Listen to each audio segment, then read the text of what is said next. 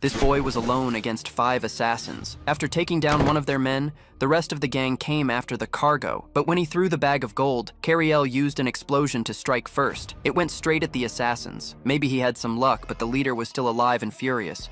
So now it was time for Plan B. As he ran, an attack barely grazed his face. Cariel held his ground, blocking a punch from the muscular fighter, but then the mage stepped in, summoning a fireball. Just when it seemed like the end, his friend arrived using magic, but not some simple spell. She literally blocked the exit. The crazy part was that Cariel ended up trapped in there with them. When the bandit said he was going to kill him, Cariel replied that things wouldn't be that simple. He had a very cold-blooded plan. He started pulling a mandrake out of the ground, a monster-like plant that screams when uprooted. The bandits didn't understand, but this plant actually has insane side effects. Using magic to protect his ears, Cariel pulled it out completely. As that tiny radish-like creature started screaming, anyone who heard it would have their ears bleeding, just like the assassins. By the time the effect wore off, Cariel was already beating the hell out of those guys. He hit hard. The leader didn't even put up much of a fight. By the time the effect wore off, Cariel was already beating the hell out of those guys. He hit hard. The leader didn't even put up much of a fight. He was knocked out with a kick to the face. Then came the muscular guy. Easy. Cariel broke his jaw in seconds. But before all this happened,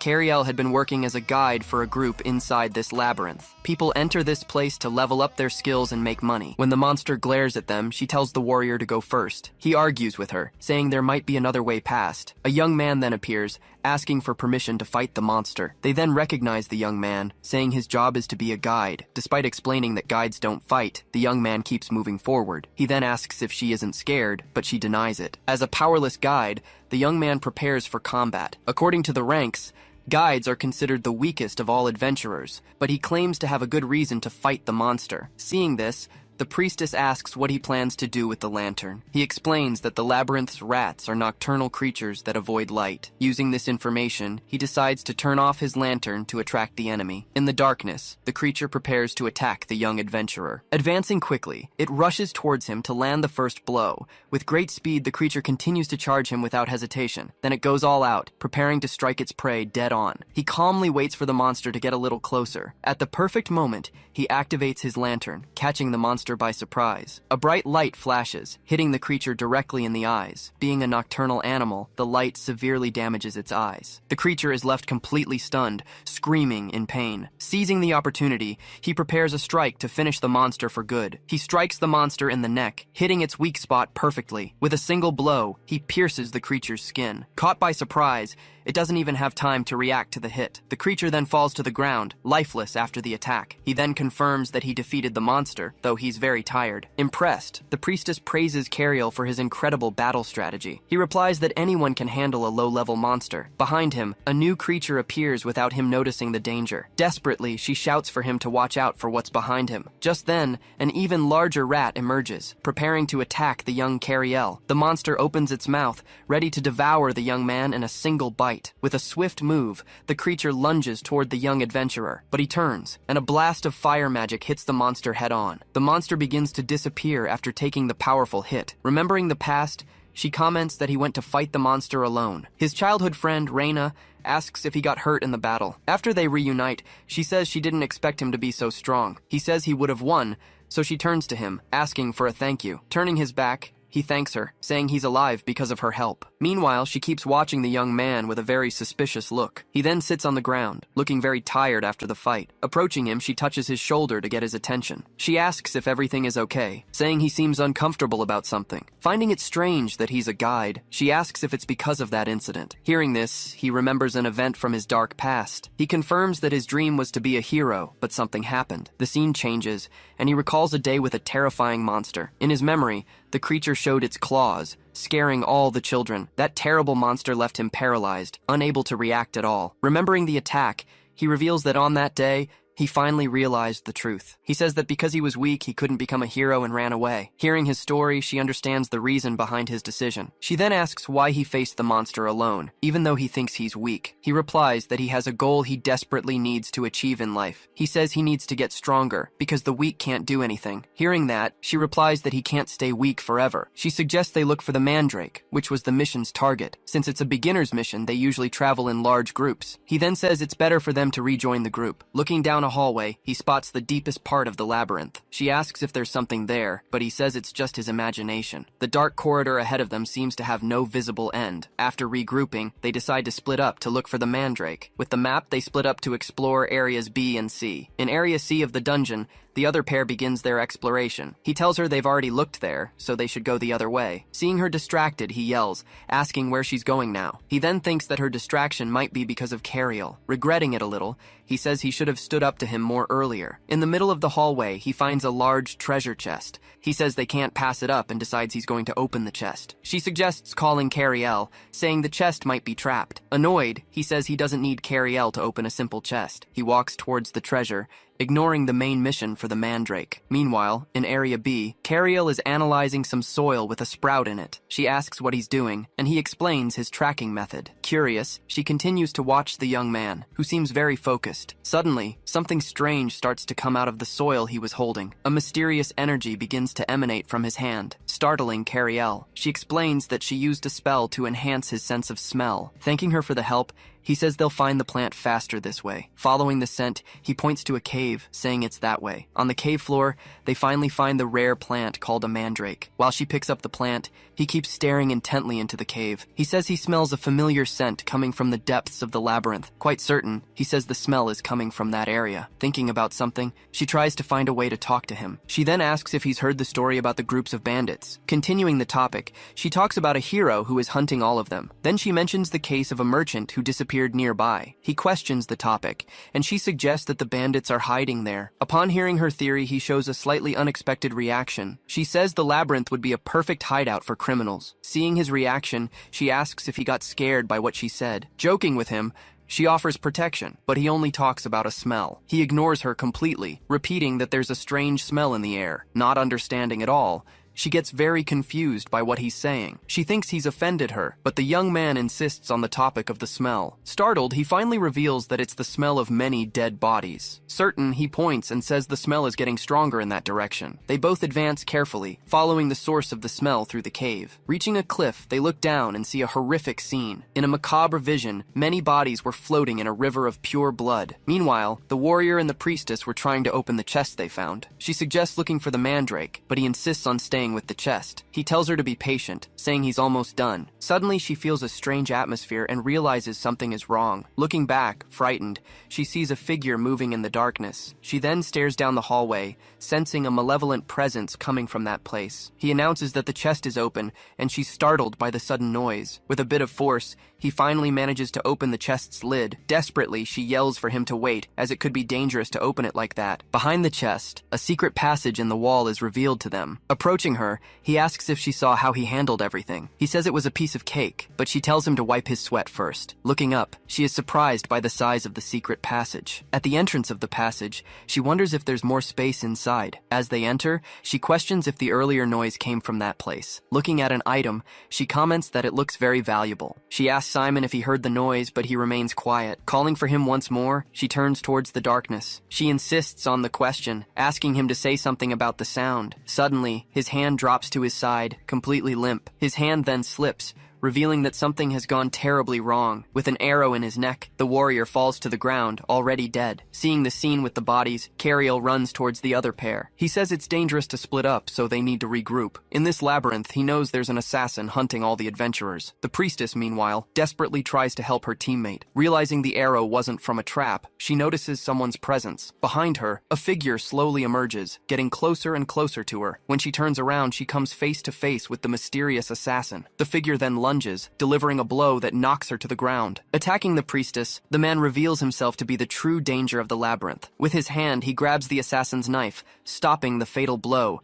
Then he grips the priestess's face, showing all his strength. The assassin says they're a truly unlucky bunch. He mentions he was just leaving, but they showed up at the worst possible time. Without wasting a moment, he warns that he's going to end her life right now. The priestess tries to grab the assassin's knife with all her might. Pulling the assassin away, Cariel shoves him away from his fallen friend. With a determined look, he prepares to fight the enemy. Struggling hard, the assassin tries desperately to break free from his grasp. He then throws the man to the ground, slamming his head down hard. Screaming in pain, the assassin feels the powerful impact of the blow. Gritting his teeth, he glares at Cariel, preparing to retaliate. Grabbing him from behind, Cariel puts him in a hold to completely immobilize him. Applying more force, he manages to twist the assassin's neck with all his might. The assassin struggles, trying at all costs to escape Cariel's hold. Screaming, he tells Reina to shoot, taking advantage of the stationary target. A mysterious energy forms as she prepares her powerful attack. Shouting the name of the attack, she prepares to fire with full force. The magic surges forward at high speed, heading toward the immobilized assassin. Seeing the attack coming, he turns, completely terrified of the magic. The blow hits its target squarely, ending the battle at once. Using an ability, he tries to heal the fallen priestess's wounds. He wonders if he can use divine power, but he can only stop the bleeding. He warns that they were both poisoned, so they need to get out of there immediately. She offers to carry one, but the assassin says it's impossible. He then warns that his companions are coming to finish them off. Suggesting they surrender, he ends up taking a hard blow to the head. Cariel says he's just trying to provoke them so they shouldn't fall for it. Seeing the merchant's belongings, he confirms that the bandits are hiding there. With the situation getting complicated, he realizes what the bandit said was true. To make matters worse, he starts hearing voices getting closer and closer. Unsure of what to do, he begins to panic. He knows that if he leaves the two behind, they won't survive. Being just one man, Cariel doubts he has the power to save them both. Deeply undecided, he doesn't know what to do, and she calls his name. With her face wounded, she begs for his help to get out of that place. He then covers her eyes, asking her not to look anymore. In a flashback, his mother used to say there was no point in watching others suffer. Laughing at him, his mother questions him in a strange and terrifying way. She then makes him remember the terrible day the monsters attacked. She says he turned his back on a child who was begging for help. Trying to deny it, he refuses to believe her words. She says he is weak, and that the weak can't save anyone. Remembering the past, he wonders if someone as weak as him can save anyone. Still thinking, he feels useless, but a voice calls his name. Back in reality, he screams his own name, seeming completely desperate. Reina then asks if he's okay, telling him to focus on the situation. Agreeing with her, he says now is not the time to be trapped in his past. Apologizing to her, he says he'll figure out a way for them to get out alive. With the situation in mind, he thinks of a plan to escape. He realizes it's just the four of them against a group of experienced bandits. Staring down the corridor, he realizes the labyrinth might be their big chance. Turning to Reina, he calls her name to explain the plan. With a serious look, he tells her to follow his orders from now on. Elsewhere, the bandit leader orders everyone to hurry up and leave. One of them mentions a hero, explaining that's why they need to go quickly. On their way, they stop when they see a person blocking the passage. Standing in the corridor, Cariel faces the group, preparing for combat. One of the bandits asks if it's the hero, but the leader is very doubtful. They then notice the young man is carrying a sack with their things. One of them yells furiously, telling the others to finish him off and get the jewels. The leader says it doesn't matter, as they're in a hurry and want to avoid a fight. He then offers a deal, asking for the goods in exchange for safe passage. Knowing they are murderers, he doesn't fall for the false proposal. Reina prepares to fight, knowing that combat is completely inevitable. With a plan in mind, he makes a decision about what to do. Holding the sack tightly, he prepares for his next action. He then throws the belongings, handing everything over to the bandit leader. The leader praises him, saying he assessed their situation well, but he warns that the rule is clear, and witnesses must always be eliminated. A fireball then appears as Cariel shouts for them to attack. The leader is startled, not expecting such a sudden attack. A huge explosion erupts, hitting the entire group of bandits head-on. He hopes his first attack can take them all down at once. After the dust settles, the result of the explosion is finally revealed. In the middle of the smoke, the bandits get up, showing they survived the blow. Emerging from the dust, the leader says they're trying to use dirty tricks. With a look of hatred, he warns that they won't have an easy death. Seeing that the plan failed, Cariel decides to move on to his next tactic. Taking a step back, he prepares to start his escape. Running down the corridor, he lures the bandits into his planned trap. He thinks that the attack managed to weaken the enemy group a little. The leader shouts that they have a hidden ally, telling everyone to stay alert. Suddenly, a new attack is fired from a completely unexpected place. He feels his legs locking up, but he keeps pushing himself not to stop there. With little distance left to his destination, he keeps running with all his might. One of the bandits prepares to attack, taking advantage of his injury. Charging forward, he lands a solid blow on Cariel's back. Even injured, he endures the hit, planning to hold on a little longer. Seeing the escape attempt, the bandit leader yells for him to get out of the way. One of the mages then prepares a spell, saying he's going to burn him alive. With his leg injured, He realizes he can't dodge the attack in time. Just then, Reina appears behind the mage, preparing a counterattack. The mage realizes too late that he let his guard down in the fight. Touching the ground, she uses her magic to activate the planned trap. A powerful blast is unleashed, sending the bandit leader flying. Annoyed, he says he's tired of being bothered by them. He then realizes her attack wasn't aimed directly at him. The real target of the attack was actually the ceiling of the cave. Several rocks fall, blocking the entrance and trapping all the bandits inside. The leader understands the plan, saying this was their real move. He asks if all this was to sacrifice himself and save his companions. The leader says not to think he can't break through that wall of rocks. With a smile, he warns that he just wants to finish Cariel off first. Taking a deep breath, Cariel replies that he won't let that happen. In a flashback, he explains the escape plan to Reina. She disagrees, saying he would be using himself as bait for her to escape. He then says that was only part of the plan. Pointing to his ear,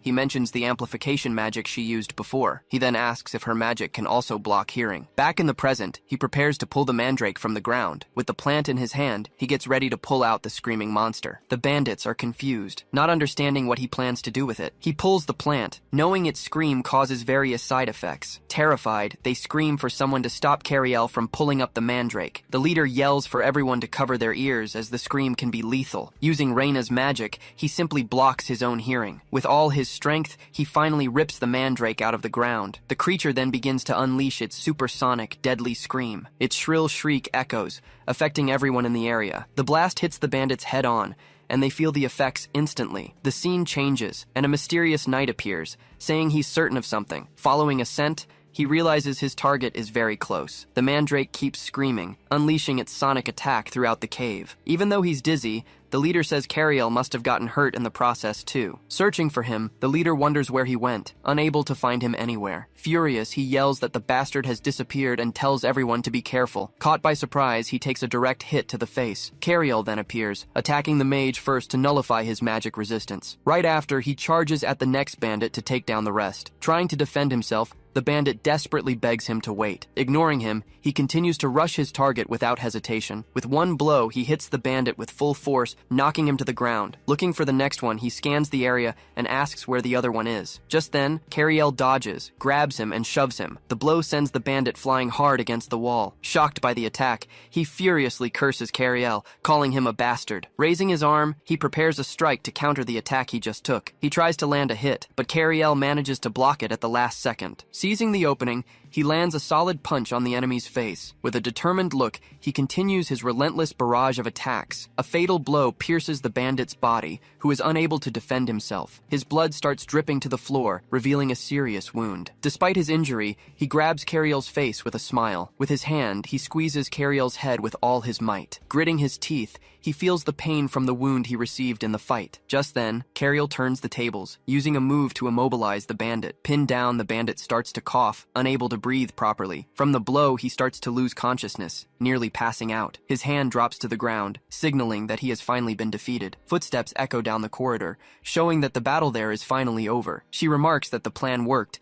but she almost ran out of mana at the end. With a smile, she says his plan wouldn't have worked without her. He agrees, saying he only attempted the plan because of her level. As they continue their escape, he thanks her for following his reckless plan. She then tells him he was amazing, acting like a true hero today. Carrying the wounded man, he just smiles after hearing the compliment. He then calls out to her, saying he wanted to ask how she's been. Happy with the invitation, she points ahead and shows him something. In front of them, the light of the exit finally appears at the end of the tunnel, but he tells her to wait, noticing something strange in the passage. At the exit, a giant shadow emerges, completely blocking their path. The man then reveals a sinister smile, staring down the young adventurers. Startled by the appearance, he is taken aback by the figure. Shouting, he warns Reina that they need to go back into the labyrinth now. Then he realizes something is flying towards them. With a swift move, he braces himself for the incoming attack. He then steps in front of Reina, shielding her from the mysterious attack. Desperate, she tries to use her magic to protect her friend. Her magic creates a barrier, defending them both from the mysterious blow. A huge cloud of dust rises, covering the entire area. Coughing hard,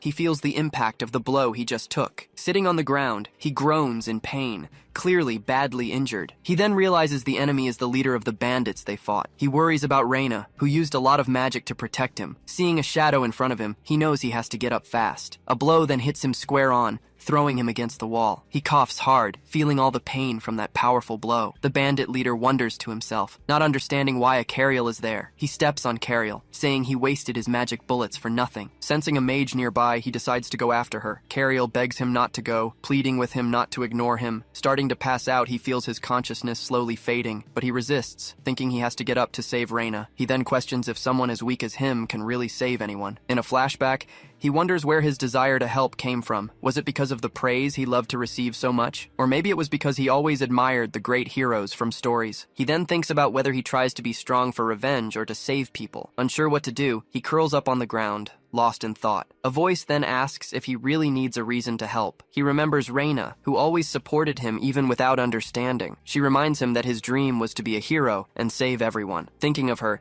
he questions if that still has any meaning now. He says that no matter how hard he tries, he'll never reach her level. She replies that it's because she's very talented, leaving him speechless. Remembering his childhood, he thinks that only the strong can save others. He then reveals that he trained a lot, but the result was always the same. In the end, he couldn't save anyone, proving his mother was right. He then tells Reina he won't do anything anymore, because it's pointless, but she says he can't ignore people who are in danger. He tries to deny it, but she asks what proof he has. Pointing to Cariel, she says his actions are the proof. With a surprised look, he doesn't understand what she's saying. Back in the present, he turns to the bandit chief, confused. Lying on the ground, he holds on to the chief, showing he won't give up. The chief then asks what he's trying to do now. Cariel then remembers that he already knows what he needs to do. A mysterious energy emerges, showing he's ready for the fight. The bandit chief lands a blow that sends Cariel flying. He defends himself but is dragged back by the impact of the enemy's force. Getting up with difficulty, he faces his opponent again to fight. The chief complains, saying he's out of time and Cariel is just getting in the way. He mocks Cariel,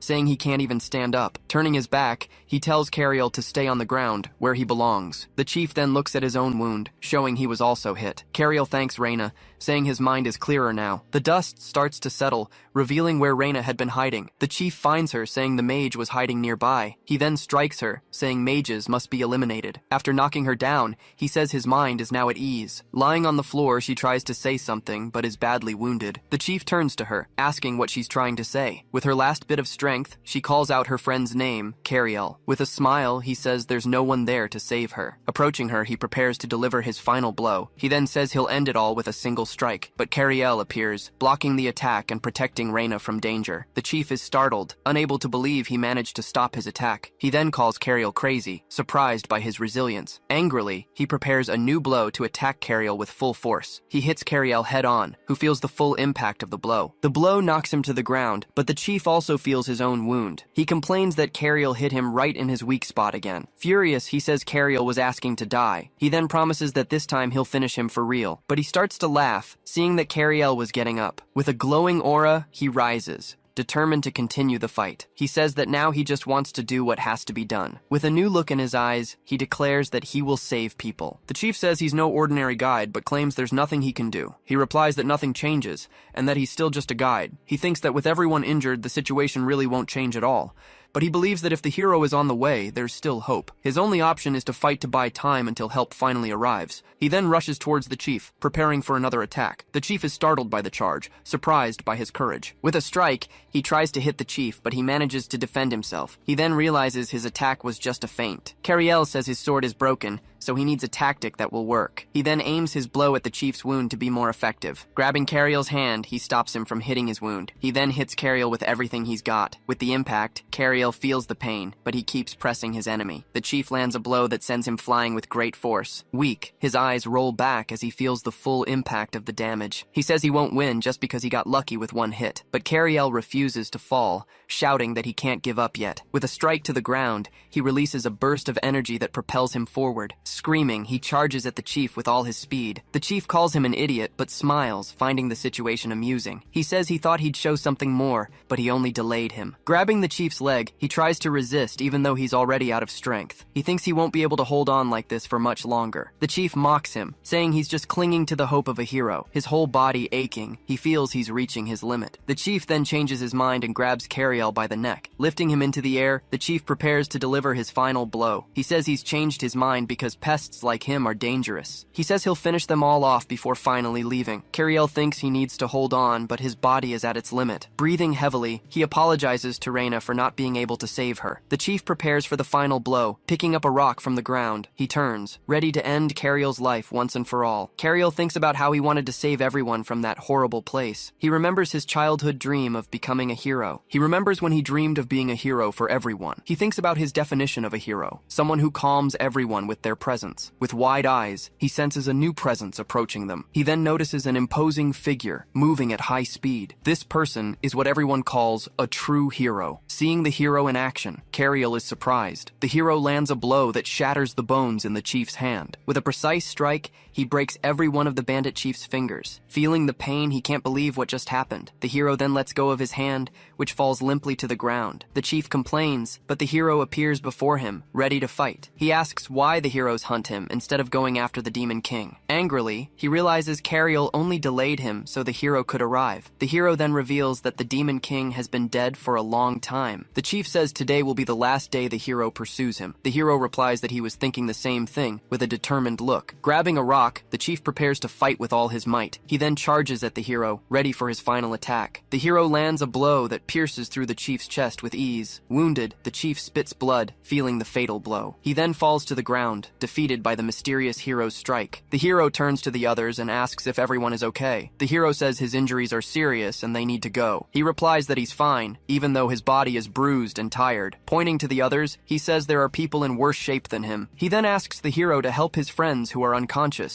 Falling into the hero's arms, he finally passes out from his injuries. The hero realizes he's fainted and catches him before he hits the ground. With Cariel in his arms, he sees the young man is completely unconscious. After a moment, Cariel's eyes close as he falls into a deep rest. He then opens his eyes, waking up after being unconscious for a long time. His body wrapped in bandages, he wakes up in a bed, confused about where he is. He realizes he's in a cathedral, recovering from his injuries. Removing the bandages, he notices that, strangely, he feels no pain. He then gets out of bed, seeming to be completely recovered. A voice then informs him that he's been out for about 3 days. He then recognizes the person, saying it was him who saved everyone. The hero says he'll be fine, as he asks the priests to heal him. Cariel thanks him and asks about his friends who were with him. The hero reassures him, saying they are all resting in the next room. He then reveals that he stayed because he needed to tell him something important. Introducing himself, he says his name is Akela, a hero of the crown. He says that even in times of peace, evil forces continue to appear. Reports of never-before-seen monsters are emerging from all the forests. Suspicious organizations with unknown motives are also appearing everywhere. Cariel then comments that even without the Demon King, it seems there are more problems. The hero agrees, saying it's as if something is trying to fill the void. With a serious look, he faces Cariel, who listens intently. He then says that he investigated what happened in the labyrinth that day. He praises Cariel for his tactic, which resulted in the bandits' capture. Cariel reflects on this, thinking that everyone was captured in the end. The hero then gets straight to the point, with an air of mystery. He says he needs a guide like him on his hero's journey. With a direct invitation, he asks if Cariel wants to travel with him. Not knowing what to say, Cariel is completely shocked by the proposal. He then asks where they would go, without giving a direct answer. Building suspense, the hero begins to reveal their destination. Revealing the destination, he says they are going to the dreaded forest of golems. The door opens right in the middle of his conversation, cutting off what he was about to say. Just then, Reina appears, saying she overheard them and wants to come along. The other man tells Reina she'll be fine traveling with the hero. Sitting on the bed, he replies that this guy is going to need help soon enough. Pointing at him, she yells that they shouldn't even think about leaving her behind. Explaining she can take time off from school, she says a mage is always helpful. With a clenched fist, she continues to push her point with great determination. Shouting with all her might, she begs them to take her on the journey too. After all that, a shot of his feet shows the decision has been made, and they've set off. The scene changes, and the group is now traveling through a rocky mountain region. It's clear he embarked on this adventure for his own reasons. For the sake of a goal, he accepted the offer to get stronger. At that moment, a shadowy creature appears on screen for a brief instant. Back in the present, he turns and calls out to Cariel, who is accompanying them. Urging them to get a move on, Cariel agrees, but questions the look on his face. Reina asks what's wrong with his expression, since the corners of his mouth are turned up. Talking about the golem forest, she says she already made a cute one in class. He then warns her that she might be disappointed if she expects too much from that place. Showing the landscape, the place appears to be a rocky and very desolate formation. At this, The three travelers stop to observe the path ahead of them. Continuing their journey, they walk through a very narrow mountain pass. Arriving at a cave, he asks why there are no golems in a place with that name. She explains that this is just a path, and that there won't be any cute golems in the quarry. When asked why, Cariel replies that the golems there are naturally occurring. Mentioning that mages use mana, he says the natural ones are born from magic stones. Since it's a mine, he explains that many magic stones cause the golems to appear. Then, he turns to the hero and asks the exact reason they're going there. Changing scenes, a boy grumbles that they always make him do the hard work. Suddenly, he seems to hear something and goes on high alert. Seeing this, Cariel warns them to pass through quickly, as suspicious groups frequent the area. Confirming this, she starts describing their appearance as they enter the cave. She continues, saying they wear white masks, hooded cloaks, and carry bags. Suddenly, the masked boy seems to have noticed someone else's presence. Just then, the hero appears behind the two and announces he's found who he was looking for. Realizing he's been discovered, the boy just gives an awkward laugh at the whole situation. Without a second thought, he turns and starts running away from them. Running hard, he yells, wondering what the hell is chasing him like that. Looking back, he keeps fleeing with a look of total desperation on his face. In an attempt to escape, he leaps from a cliff to a lower section. Landing safely, he realizes he's reached a dead end. Seeing that he has stopped, the boy suggests it would be better for him to just surrender now. Despite being cornered, the fugitive gives a smirk, as if he has a plan. Pointing in their direction, he warns them that things won't go as planned. Hearing what he said, the boy replies that things won't work that way. He then tells the hero that this feels like déjà vu, leaving the other confused. The entire ground suddenly starts to shake, catching everyone there by surprise. From the cliff, a giant golem emerges, revealing itself to the group below. On top of the creature, the boy reveals that he was the one who lured them there. Shocked by its size, he warns that natural golems don't attack people first. At this, the boy asks if that giant thing is trying to give them a high five. Looking up, he tries to understand what's really happening in this strange moment. The golem's giant hand begins to slowly descend towards all of them. With wide eyes, he can only look up, completely paralyzed by fear. With a massive impact, the golem's hand strikes the ground with great force. As they're pushed back, Reina desperately shouts that he said the creature wouldn't attack. Seeing the danger, the hero prepares to jump into action and handle the problem. Moving with speed, he runs directly toward the creature's giant hand. Planting his foot on the ground, he braces himself to stop the creature's advance. With immense strength, he manages to hold the stone hand, preventing it from moving forward. Asking for an analysis, Cariel warns that someone must be controlling the golem's core. He says he first needs to divert the enemy's attention elsewhere. Seeing the arm blocked,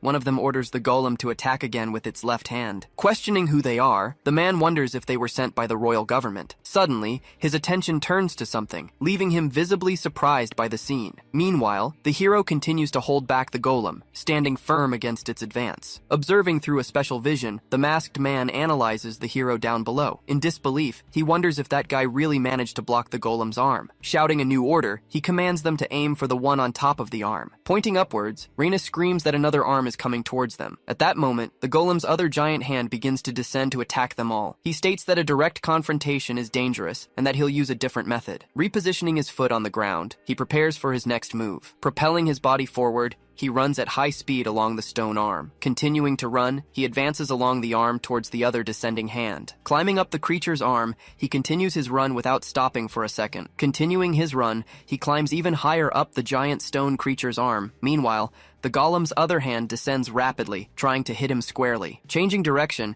he starts to slide down the arm to intercept the next blow. Gaining a lot of momentum, he braces for the impact that is about to happen. With a swift move, he throws himself against the other descending hand. The impact of the two bodies manages to stop the golem's advance once again. Watching from a distance, his two companions are stunned by the scene. Even the two masked men are shocked by what they just witnessed. One of them wonders what he just saw, while the other says he's planning to climb it. Unsure of what to do, one asks if they should go out and fight too. The other replies that golem masters like them don't need to fight directly. On top of the hand, the hero senses that something more is about to happen. At that moment, a shadow begins to materialize right in front of him. Standing on the golem's hand, he observes the new creature that has just appeared. Just then, two new golems appear, coming face to face with the hero. Calling out to Reina, he tells her to chase the suspect they were originally following. He reveals his childhood dream was to see a real hero battle. Standing on the creature's hand, the hero faces the two new opponents that have appeared. Meanwhile, The two of them run along the giant golem's arm to escape. Just then, one of the smaller golems begins to prepare an attack. Staying focused,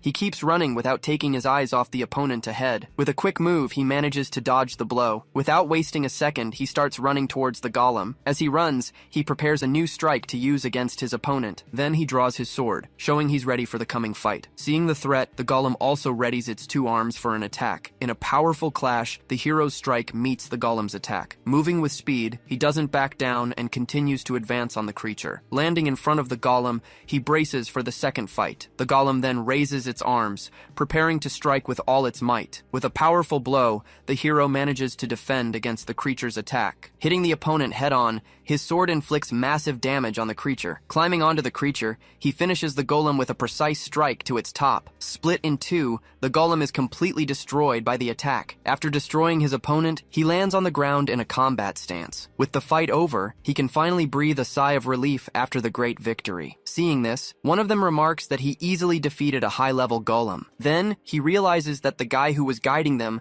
has suddenly vanished. Turning to the side, he's startled to see someone has suddenly appeared. Standing behind them, Cariel stares down the men who were controlling everything. The scene changes, and a mysterious figure appears at the entrance of a dark passage. Watching everything, the figure's eyes show he was aware of the situation. Revealing his position, he says he's finally found where they were hiding. Continuing the chase, their footsteps echo on the wooden floor. He yells for the suspect to stop, while the other claims he's just a delivery guy. Asking Reina to use magic, he suggests she get on his back to help. Surprised by the idea, she asks if he really wants her to get on his back. After thinking about it for a moment, she says she just had an even better idea. She then suggests using a broom, leaving the boy with a very confused look. Believing he's lost them, the fugitive stops for a moment to catch his breath. Suddenly, the boy appears, flying on a broom to launch his attack. With a determined look, he dives straight towards his stationary target. Looking up, the masked man is completely shocked by what he sees. He then slams into the fugitive, sending them both crashing to the ground. The impact of the fall shatters the floor,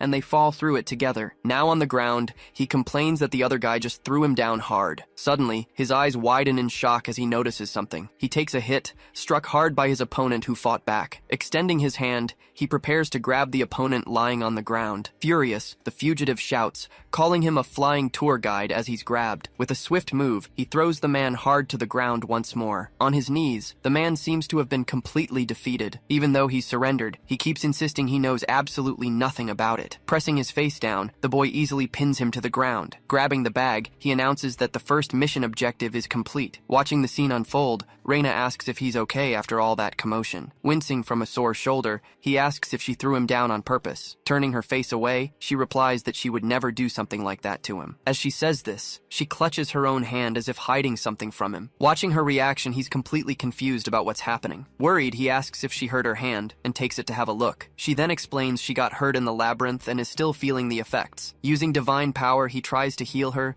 but she says it's not necessary. Saying it's better than nothing, he apologizes for the earlier joke. Thanking him for his concern, she replies that it's okay and it was nothing. Just then, they look down and realize the captured guy is already awake. Lying on the floor, he points out they didn't notice because they were having a romantic moment. Holding the bag, he asks again what the items inside are for. Suddenly, he turns, startled by a noise from the other side. Then, the hero appears, surprising the boy by calling his name. Asking what happened, the hero explains they found the enemy, but he's protected. With a drawing, he explains that forcing their way in might not work. Turning to Reina, he asks if there's a spell to nullify another spell. Looking for another way, he realizes the place is a worker's warehouse. There, he finds various items and some sacks full of flour. Getting an idea, he realizes the flour could be the solution. Asking Reina about the burn, she explains that using magic generates heat. With the plan formed, he clenches his fist and says, "This is good." He claims he can create a situation where they won't be able to use magic. The scene changes, briefly showing the outside of the hideout. Inside the cave, they say that if they can just hold out, the advantage will be all theirs. Just then, something is thrown at high speed into the dark hideout. With a small burst of powder, they realize the enemies have finally arrived. Complaining about the smoke, one of them tells the other to put up a barrier immediately. Realizing the truth, he tells his partner that it's just flour. Desperate, the other one yells for him to stop, because using magic will cause an explosion. At the cave entrance, the three heroes appear, covered in the thrown powder. Explaining the situation, He says that heat combined with dust particles causes explosions. He then warns them that if they still want to fight, he won't stop them now. Asking what to do, one of them wants to know if they should wait for that person to arrive. Without a word, the older one just presses his lips together, thinking of a quick decision. The question of surrender hangs in the air as the whole place begins to explode. After the smoke clears, someone's footsteps approach the destroyed site. After all the dust settles, a dark, muscular creature starts to rise. Saying it's time, the creature announces they are going to make their move. He starts walking away, making it clear that the action is about to begin. With a heavy step, a giant creature stomps on the ground of that desolate place. Walking along a cliff, the creature is followed by a mysterious hooded figure. Seeing there are no sorcerers, he remarks that they arrived one step too late. The giant creature simply replies that it doesn't matter at all now. Then he says that from now on, they will be 2 steps ahead. The scene changes. A lone carriage travels down a road in the middle of the forest. Inside, he says it was good that the enemies surrendered without a fight. Flashing back a few hours, he asks if they used that to corrupt all the golems. Confirming, the prisoner says they modified the cores to hurt people. With his eyes closed, he simply replies that yes, that was possible to do. After purifying the golems, the hero sent their masters to the cathedral for interrogation. Thinking it's all over, he decides he should get some rest from the journey. Suddenly, Reina wakes up startled and yells for them to stop the carriage immediately. In front of the carriage, a man orders everyone to get out and be tied up. With a smile, their leader warns that they better obey if they want to live. Frightened, the coachman shouts that they're bandits as someone jumps out of the carriage. Surprised by the appearance, the bandit leader asks who that knight is. Correcting the bandit, he points and says he's a hero, not a knight. Finding it all amusing, the leader prepares for the coming confrontation. Then he reveals the hostages, warning that if they attack, everyone will die instantly. Asked what to do, the hero replies that they don't need to provoke them unnecessarily. Suddenly, one of the bandits hears a voice saying it can see his thoughts. Engulfed by a shadow, he tells everyone to stand still because they are getting close. Then, a mysterious figure in a bird mask appears in the middle of the chaos. Terrified, the leader screams desperately, warning that someone is right behind them. Grabbing a hostage,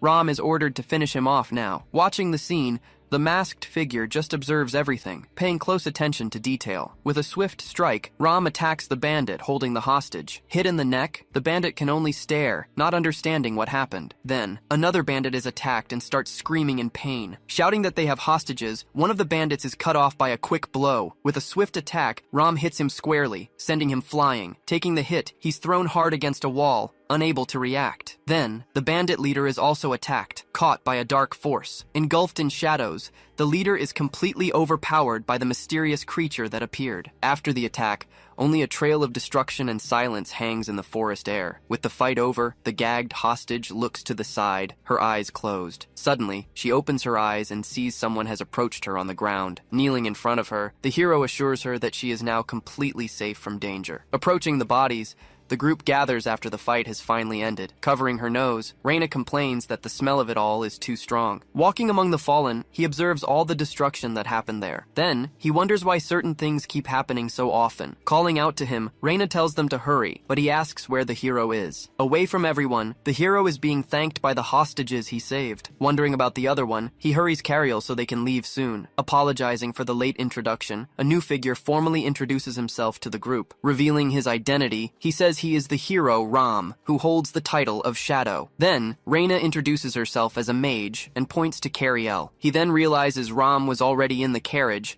finding it fascinating to meet 2 heroes. Pointing out something strange, Reina leaves Cariel a bit confused with her sudden observation. With a doubtful expression, she asks why there are several heroes in that place. Whispering, she asks for an explanation, and he tells her about the different types of heroes. Using a chart, he shows that normal heroes receive their titles directly from the king. Ram then says his title, Shadow, comes from his infiltration skills. Asked about his title, the other hero says he is known as the Pursuer. He also mentions there are other titles like Berserker and Judge. With her head aching, Reina complains about the information overload she just received. To sum it up, the titled heroes serve the king, and the sword heroes hunt demons. The confusion happens because popular stories focus more on the sword heroes. Concluding her reasoning, Reina says that the activities of the titled heroes are not well known. Saying he'd like to see all the heroes, Ram replies that he might be in luck. Super excited by the possibility, He leaves Reina wondering why he blushed. Then, he reveals that all the heroes will be in the next Holy Sword operation. Shocked, they ask if the Demon King will appear,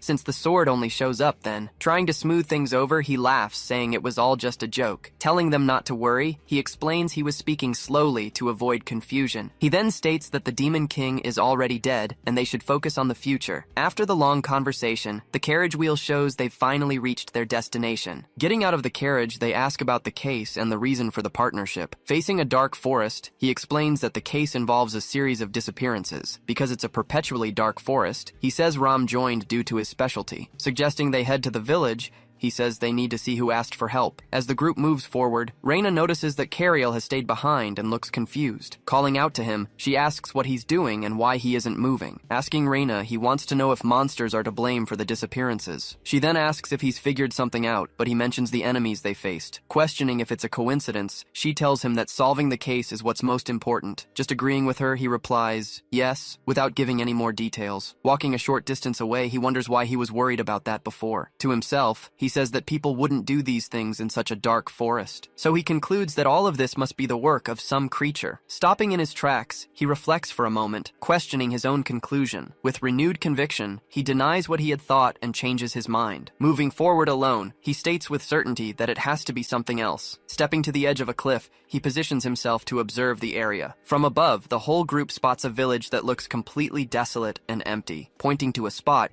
he says it's right over there. Seeing the gathered villagers, he confirms that they're there. He then greets one of the villagers with a handshake. Thanking them for the welcome, he says they'll rest and asks them to keep it brief. He then decides to conduct a simple investigation, while another calls the residents. Starting the investigation, he gets ready to write down all the information. Asking for a brief introduction, the woman introduces herself as Nora. He then asks about her son, and she explains his disappearance. She falls silent for a moment, seemingly gathering her thoughts. Beginning her story, she says it all happened 3 days ago. She explains that she was holding her son's hand tightly as they walked through the forest. But suddenly, something unexpected seems to have happened at that moment. Looking to the side, she reacts with astonishment at what happened. She says that even though she was holding his hand, the boy simply vanished. He asks if the boy disappeared right in front of her, looking very intrigued. She says she fainted from a sound, and when she woke up, he was gone. Trying to remember, she starts to imitate the sound she heard in the forest. She then claims the sound she heard was the monster's song. Asking the next person to speak, she asks him to introduce himself and tell them what he knows. Introducing himself as Mark, he says he went into the forest to search. He says that although he had no luck, he saw what the monster looked like. Surprised by this information, she asks about the creature's appearance. Thinking for a moment, he prepares to describe what he managed to see. He describes the creature, saying it had a snake's tail and chicken legs. Cross-referencing the information, they seem to have figured out what the creature is. He says it's a basilisk, but she disagrees and says it's a siren. He then tells her she should listen to him, as she knows nothing about monsters. Seeing an argument brewing, one of them asks them not to fight. He announces they need to go to the forest, so everyone should get some rest. The next day, she complains about having a slightly stuffy nose. He approaches her, asking if she's not feeling well by any chance. Retorting, she asks if he's nervous, but he says he didn't sleep. He explains it's nothing serious. He just thought about the case all night. When the others arrive, one of them says that everyone must not forget. Reinforcing the objective, he tells them to find the child and the monster. Inside the forest, he suggests they split into 2 groups for the search. Meanwhile, the boy marks the walls so they don't get lost. They continue to move carefully along the dark, unknown path. Smelling blood, he says they should check the lake first. His partner points, noting that the smell of water is coming from a distance. He then says he'll go ahead to check what's up there. Diving into the ground, he completely disappears from his partner's sight. Revealing his ability, he can interact with and use the local shadows. Traveling through the shadows, he moves quickly across the dark terrain. Walking through the forest, he comments that for a siren to exist, there needs to be a lake. Noticing something is wrong, his partner reacts with a bad feeling. Arriving at the spot, he confirms the lake is almost completely dry. Changing scenes, she says they found nothing, but he points to a spot. She asks where they haven't looked yet, as he looks up. Pointing upward, he answers that it would be right up there. He explains that the giant trees form a canopy with their branches. Showing the marks, he claims they look like tracks from a basilisk climbing up. He then asks who will climb up there to investigate the area. Getting ready to climb, she gets a running start and begins her ascent. He yells that she can come down, but she insists she's fine. Finding a large opening, she decides she needs to investigate the place. Holding on tightly to the edge, she pushes herself up to look inside. With a little effort, she manages to get her head inside. Looking inside, she She says she doesn't think there's anything in there. Peeking inside, she's surprised and can't finish her sentence. Suddenly, she's pulled into the total darkness. Already inside the hole, she wonders if the same thing will happen again. Making a decision, she announces she's going in on the count of 3. Counting to 3, she takes a deep breath and prepares to go all the way in. Inside, she sits down and observes the completely silent environment. Staring into the void,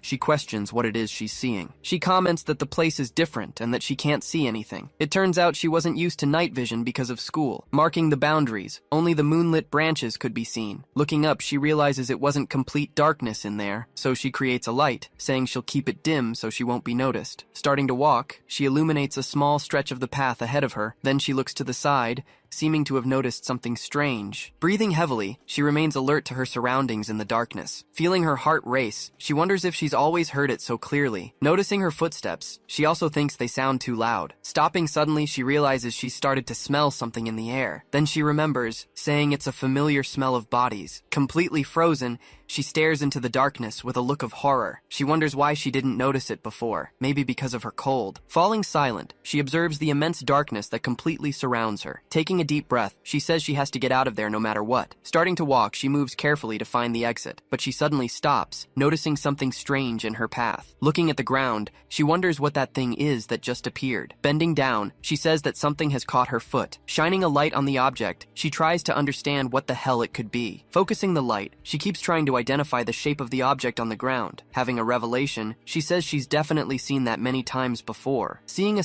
head, she freezes completely on the spot. Bringing her hands to her mouth, she lets out a completely muffled scream. Crouching on the ground, she holds her breath to avoid making any noise. With great difficulty breathing, she starts begging for it to stop. Continuing to beg, she pleads for it all to finally end. Crouching for a while, she remains motionless in the darkness. Trying to compose herself, she takes a deep breath to finally calm down. Still with her back turned, she continues the process of steadying her breathing. Saying she's calmer, she seems to have finally recovered. Breathing a sigh of relief, she feels okay and gets ready to move on. Determined, she says she needs to get out of there now, but she hears a noise. Looking back, a terrifying creature emerges from the total darkness. Paralyzed, she says she can't move and doesn't know what kind of monster it is. Deciding to run, she plans to use a defensive spell first to escape. Planting her feet on the ground, she gets ready to run as fast as she can. Struggling to move, she tries to escape from the terrifying creature. Then, on impulse, she runs desperately away from the darkness. Meanwhile, her partner paces back and forth. Thinking about the time, he finds it strange that she hasn't come down yet. Looking up,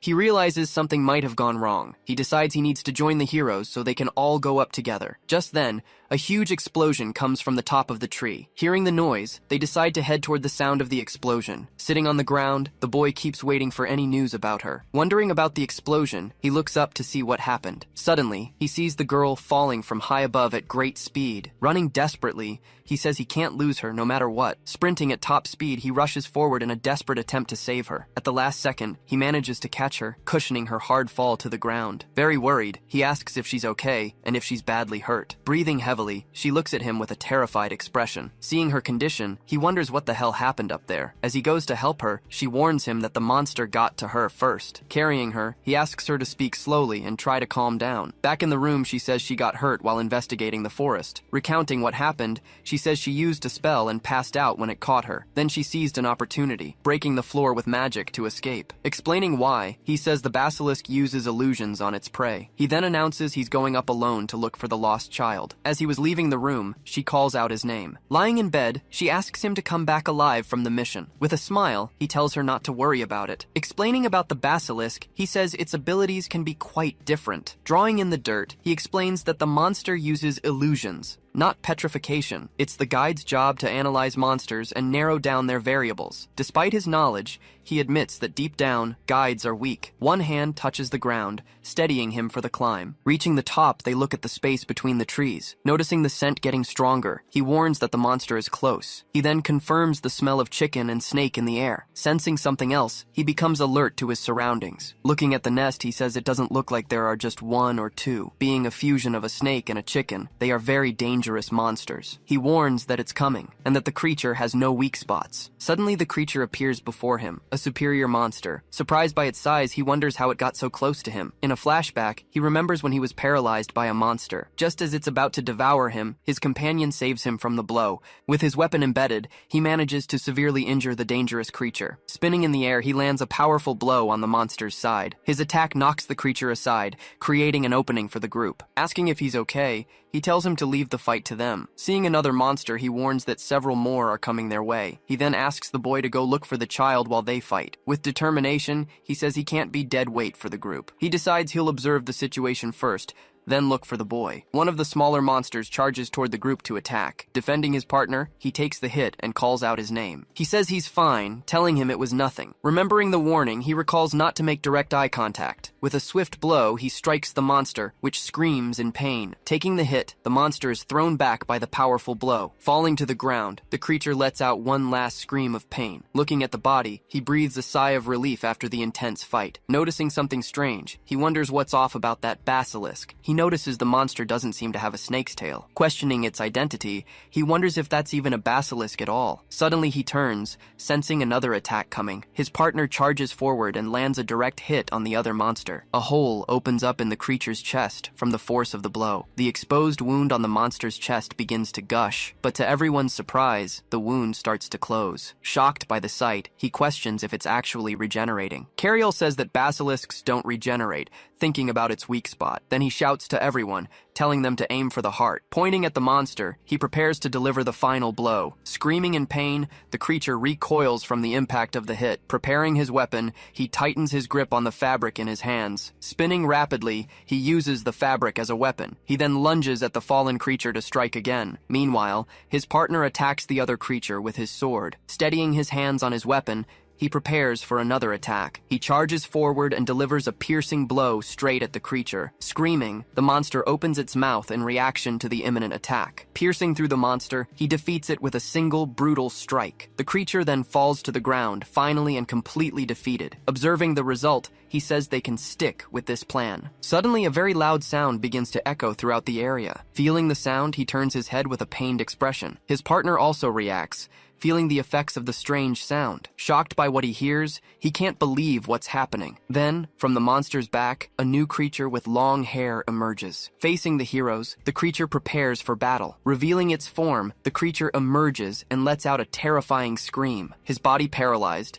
he struggles against the creature's cry. Realizing he can still move, he fights back against the effect. He decides he needs to get out of there as fast as he can. Meanwhile, his partner comes face to face with another threat. A giant basilisk appears, staring him down from up close. Unable to believe what he's seeing, he says this is insane. He wonders how a siren could even exist in a place like this. As the creature sings, its sound echoes throughout the forest. Feeling the spell's pull, he says the song is blurring his vision. He punches himself in the face, trying to stay focused. Telling himself to get a grip, he fights against the mind control. He pushes himself to the limit, muttering that he can't stop now. After recovering, he wonders if his eardrums burst. Ignoring the pain, he says it doesn't matter and prepares to act. Ignoring the pain, he says he can fix that later without any problems. Then, one of the heroes starts walking toward the giant monster. Staring down the creature, he advances slowly, showing no fear. Preparing to pounce, the creature opens its mouth, ready to strike. With a swift move, the creature lunges to attack him directly. Caught,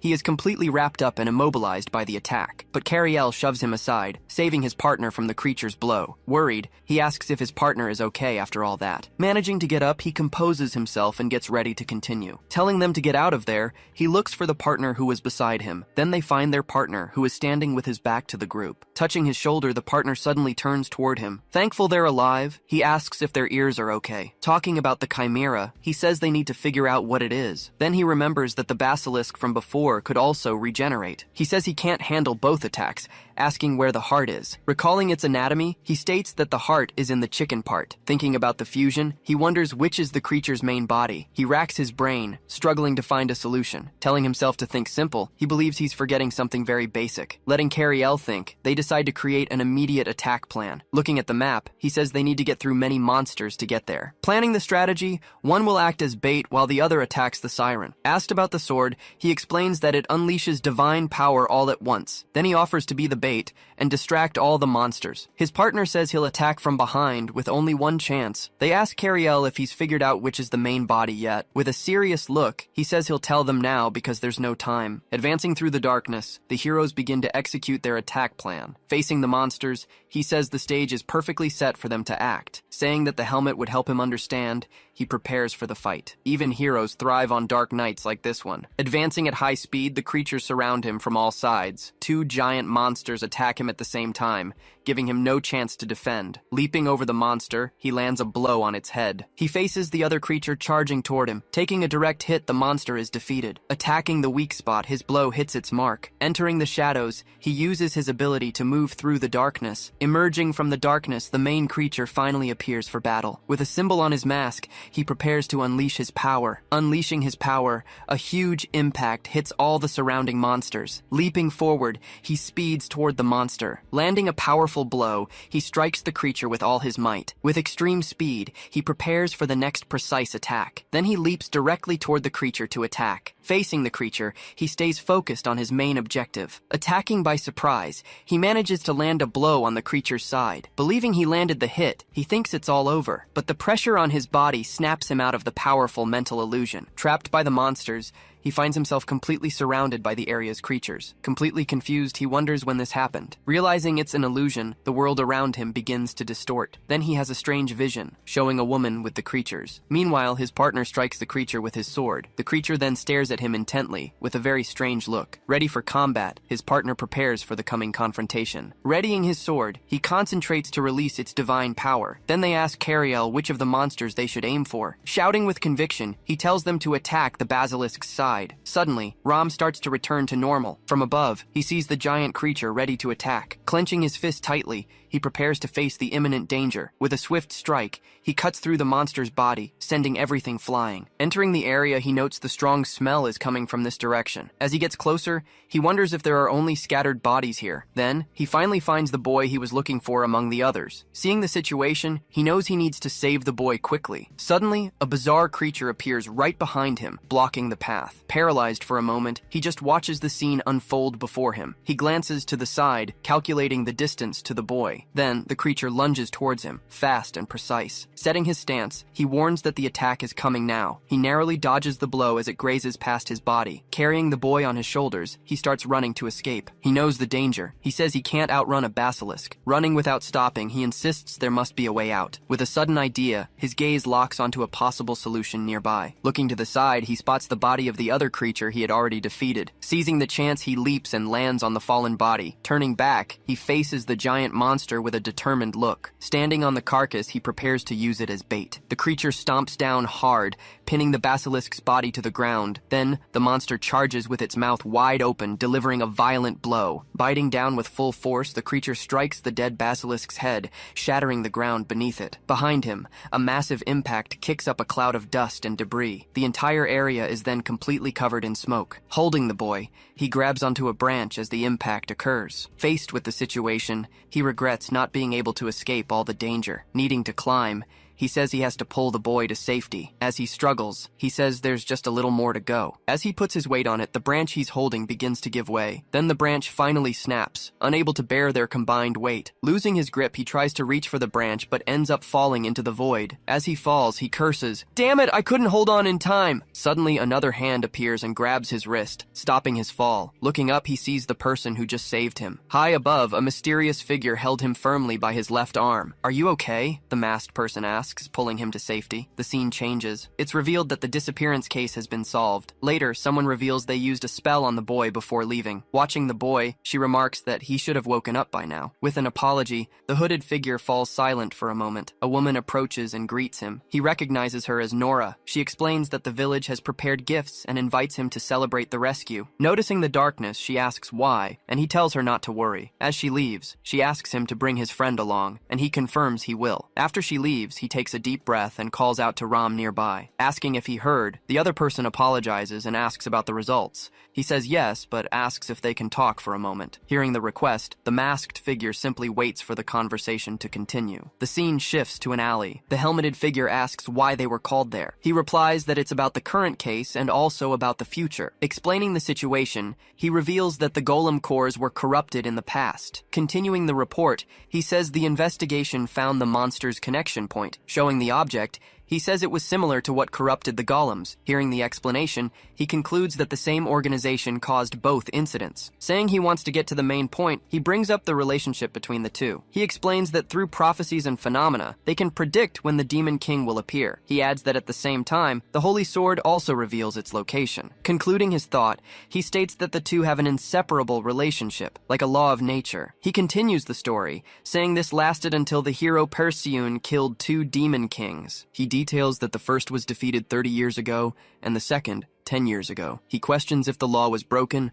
but the other says that just 1 extra Demon King appeared. Explaining the chaos, he says that after the 2 defeats, the old law lost its meaning. Challenging this, he says it's all just speculation without proof. Admitting he has no proof, he states there's still one thing he can say for sure. With certainty in his voice, he declares that this operation to retrieve the sword will be different. The scene changes to the royal palace, where a figure observes everything from a castle balcony. Viewed from above, the same person now walks alone down a long, empty corridor. Through the window, the hero is informed that all preparations for departure are ready. Gazing at the horizon, the former hero of the Holy Sword says they will depart very soon. Walking down the hall, he thinks about how he suddenly has more things to deal with. Finding the hero awake, he walks over and asks how he's feeling. He jokes that the heroes did all the hard work, and he didn't do a thing. After the response, they both share a relaxed laugh. With a smile, he calls out to Cariel and asks if they can talk. He suggests they talk at a nearby restaurant, and the other agrees. Once outside, he says there's actually something he wanted to ask. Sitting at the table, he stresses that it's just a curiosity he had. He asks why they focused on the basilisk when the siren was caught. Admitting he was in a hurry, he says he didn't explain, but it was a simple problem. Explaining his logic, he says the main body is the one that carries out the activities. With that in mind, he says he was lucky his guess was right. Hearing this, Cariel asks if he can ask a question about the bandits. He mentions that Ram got into the carriage and asks if he remembers their first encounter. Confused, he asks if the first encounter was the one he just mentioned. Recalling the past, a scene of the fight against the bandits is shown. Confirming the moment, he says the boy seemed very surprised by the situation. He explains that people admire heroes, but they don't know who's under the helmet. Telling his story, he says he became a hero to save people. But his job turned into killing monsters, bandits, and eventually other people too. In the end, he realized it all came down to endless killing. Then a thought came to him. What would he be if he took off his hero helmet? The truth is, he saw himself as a killing machine built for that purpose. After that thought, he became afraid to take off his helmet in public. He also grew fearful of the stares of people who admired his hero facade. In the end, the path he chose was to hide in the shadows and run away, because he knows his true self is different from what people expect to see. He states that he doesn't hate people. In fact, it's the complete opposite. For that reason, he kept his distance, unable to get close with his dirty hands. Finishing his story, he's thankful to finally have someone to listen to him. Hearing the story, he understands that heroes have their own darkness too. But even with this revelation, he holds on to his conviction about all heroes. Surprising the other, he says his admiration for heroes hasn't changed. Explaining his point, he says there's a difference between killing and killing to save. He says he doesn't deny the dark side, but Ram keeps fighting against it. Giving his opinion, he asks if the closer you are to the light, the bigger the shadow. This means that facing the darkness is the same as heading toward a bright place. He says that in reality, the hero was just looking in the wrong direction. Then he continues, saying that if he just turns his head and looks around. Next, the scene shows his silhouette against a very bright light. He believes there is a bright light that created the shadow he carries. Asking him not to think in just one direction, he reminds him he was saved the day before. Hearing his words, he thanks him, and Cariel says the honor was all his. Hidden, someone watches them and says it's time for them all to go. Suddenly, a mysterious figure appears and says that this is all just ridiculous. As the conversation ends, Cariel's group finally prepares for the long journey. Leaving the village, he waves a final goodbye to everyone. Waving back, they wonder if Cariel is crying beside them. Continuing on his way, he gets farther and farther from the village. Suddenly, he stops in his tracks and wonders what happened. Feeling like he forgot something, he tries to remember what he might have left behind. Meanwhile, in the village, the people lament that the heroes left in such a hurry. Remembering his goal, he tells himself not to forget why he became a hero. Clenching his fist, he decides he needs to be like his brothers to help people. Just then, a loud scream suddenly echoes through the forest. Hearing the noise, he realizes that investigating it could make him late for the operation. For a moment, he hesitates, unsure of what to do. Deciding to help, he says he didn't become a hero just to retrieve holy swords. Changing scenes, the group goes to the Grand Cathedral to hear the new prophecies. While they wait, Reina and Cariel decide to take a walk through the city together. He suggests they buy what they need and meet back here later. Looking at him, she stays silent for a moment without answering. Then, she has a flashback to when she suddenly carried him on her back. Trying to play it cool, she looks away and clears her throat to break the silence. Then she asks if he doesn't mind, they could walk together. Arriving at a stall, he asks the vendor if they have any magazines about heroes. She says he seems very interested in the topic of marriage and heroes. Grabbing one of the books, he starts searching for any useful information. Reading the article, he finally finds the section about the recovery of the Holy Sword. It explains that the prophecies about the swords are divided into 2 parts. After the second prophecy, the heroes go to the location and complete the mission. Finishing the reading, he says it's just as he already knew about the next Persean. Cutting to the forest, Ram investigates and says there are no monster tracks there. Thinking about heading back, he prepares to retrace his steps soon. Suddenly, he's grabbed by a monster, and he wonders how he should handle this unexpected situation. Then a giant creature appears, telling him it's not a monster. He manages to defend himself, stopping the creature's blow from hitting him directly. Breathing a sigh of relief, he says the attack almost tore his throat out. Before him, the Blood Knight reveals himself. Another problem on top of the mysterious group. With a smile, the creature says it's great to finally meet the hero, Ram. Advancing at high speed, the knight lunges at him. He then readies his arm to unleash a powerful strike against the masked hero. Landing a direct hit, the monster strikes a blow that sends him flying backward. Even while blocking, he's surprised by what just happened in the fight. Looking to the side, the creature no longer sees the hero who was just there. But Ram manages to dodge the imminent blow. He then uses his shadow power throughout the forest. Seeing the tactic, the creature says he lives up to his title as the Shadow. He then appears atop a tree, observing his enemy carefully. Thinking about his foe, he says all he knows is that the knight usually hunts heroes. Taunting him, the knight asks if he's running from the fight. Keeping his distance for now, he decides to look for a good opening. The knight then looks up, realizing the hero isn't running away. With a lunge, he prepares to start his attack. Suddenly, the knight launches a ranged attack with several sharp spikes. Focusing power in his chest, he gets ready to use a new ability. A hole then opens in his chest,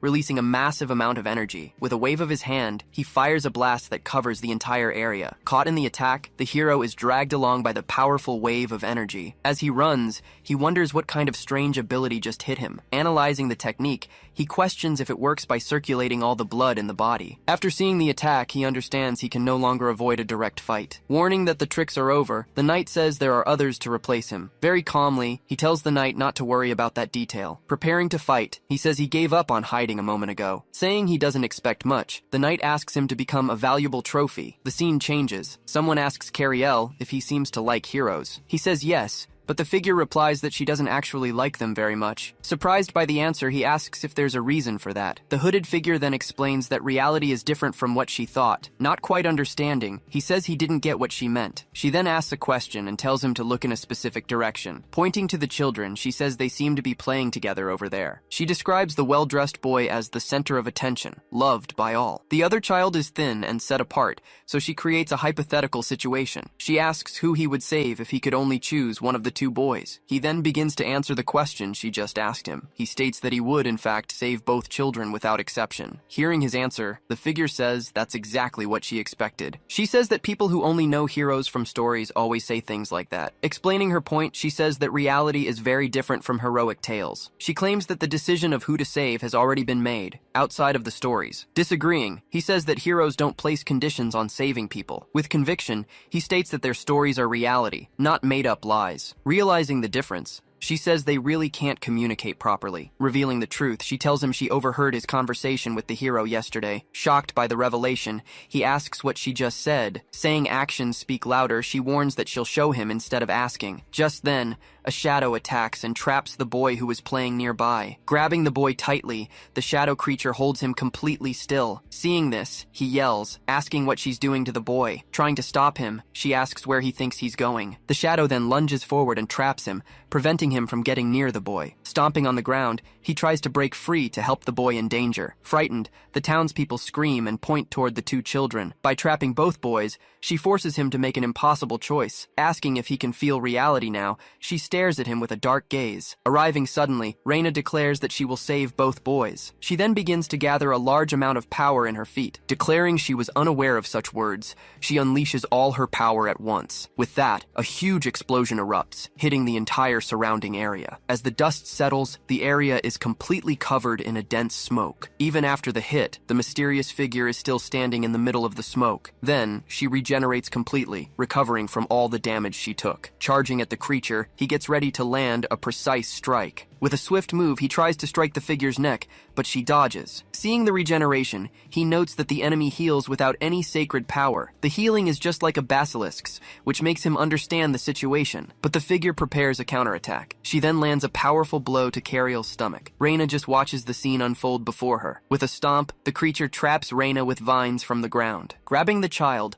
the mysterious figure quickly flees the scene into the forest. Screaming in desperation, he shouts that the figure is running into the forest. She tells him to calm down, as they can't handle that opponent alone. Seeing the situation, she says they need to go to the hero and ask for help. Changing scenes. In the cathedral, a person kneels alone before the altar. With a serious expression, the person waits there in complete silence. Clenching their fist tightly, the person seems to be making an important decision. The hero then tells them to gather the group, as they will leave immediately. Suddenly, he hears someone calling for him near the entrance. Arriving just in time, they tell him a child was kidnapped right in front of them. She explains it was someone using strange powers, unknown to them. He adds that they fled into the forest outside the village. Asking about the forest's size, the hero finds out it's truly immense. The person reminds him not to forget the mission he's supposed to be on right now. Hearing about the secrets, the hero falls silent, thinking about the complicated situation. Thinking about the kidnapping, he tries to connect the case to other incidents that have occurred. Clenching his fist, he states that he'll have to make a very difficult choice now. He says the kidnapper is part of a strong group that deals with monsters. Asking for help, Cariel says that only the hero can handle all of them. Making his decision, he says that from here on, the choice is his alone. In front of everyone, he prepares to follow the plan he just laid out. Starting to walk, he moves forward to resolve the situation that has arisen. Cutting to the forest, the scene shows an abandoned and very isolated cabin. Inside, the cloaked figure watches the child who was captured earlier. Asking to be let go, the child says she was just passing by. The figure tells her not to worry, as she wasn't brought here to be harmed in any way. Asking about her parents, the figure finds out the child lives in the city's orphanage. She also says her friends don't want to play with her because she's from the orphanage. Continuing her story, she says she doesn't have any special abilities like the others. Hearing this, the figure says the child is a lot like her. With a shout, the child denies the comparison and says they're different. She explains she doesn't have any powers like the mysterious figure who captured her. Hearing the response, the figure says she can have power if she wants it. Thinking about the offer,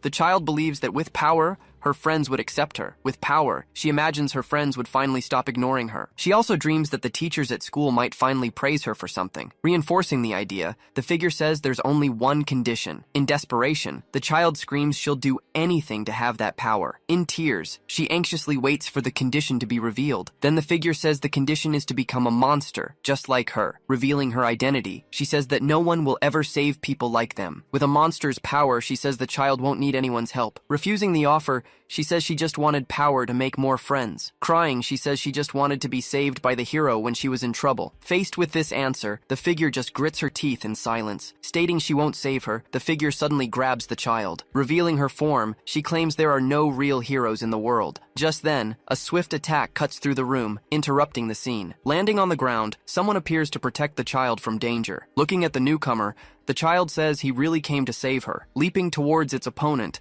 the shadowy creature prepares its attack. Dodging at the last second, he manages to avoid the enemy's first strike. In response, his arm begins to transform into a sharp blade. Seizing the opportunity, the creature bites its adversary's arm. Unfazed, he prepares a counterattack with his other arm. With full force, his blow lands squarely on the monster's body. Repeating the motion, he lands another hit in the same spot. He then backs away slightly, looking surprised by what happened. Realizing the armor deflected it, he wonders about his opponent's abilities. Shortly after, the creature strikes back, hitting his shoulder. Even though it's injured, the monster's arm begins to transform. Charging forward again, the creature lands a powerful blow directly on his body. With the impact, he notices the armor has transformed once more. After the strike, a piece of his weapon breaks off and falls. Saying it's finally got him, the creature opens a mouth on its arm. Then, raising the transformed limb, it prepares to strike. But just then, the blow hits Rom's face. But the knight continues his attack, striking its leg. With a swift hand movement, the shadowy figure prepares another quick attack. He then lands a devastating blow on his target's body. Fallen and wounded, he says he had a strange feeling about this fight. He continues, saying he felt that only darkness awaited him in the end. However, amid all the chaos, a bright light appeared. In a kind of vision, he sees a person walking towards him. Staring intently,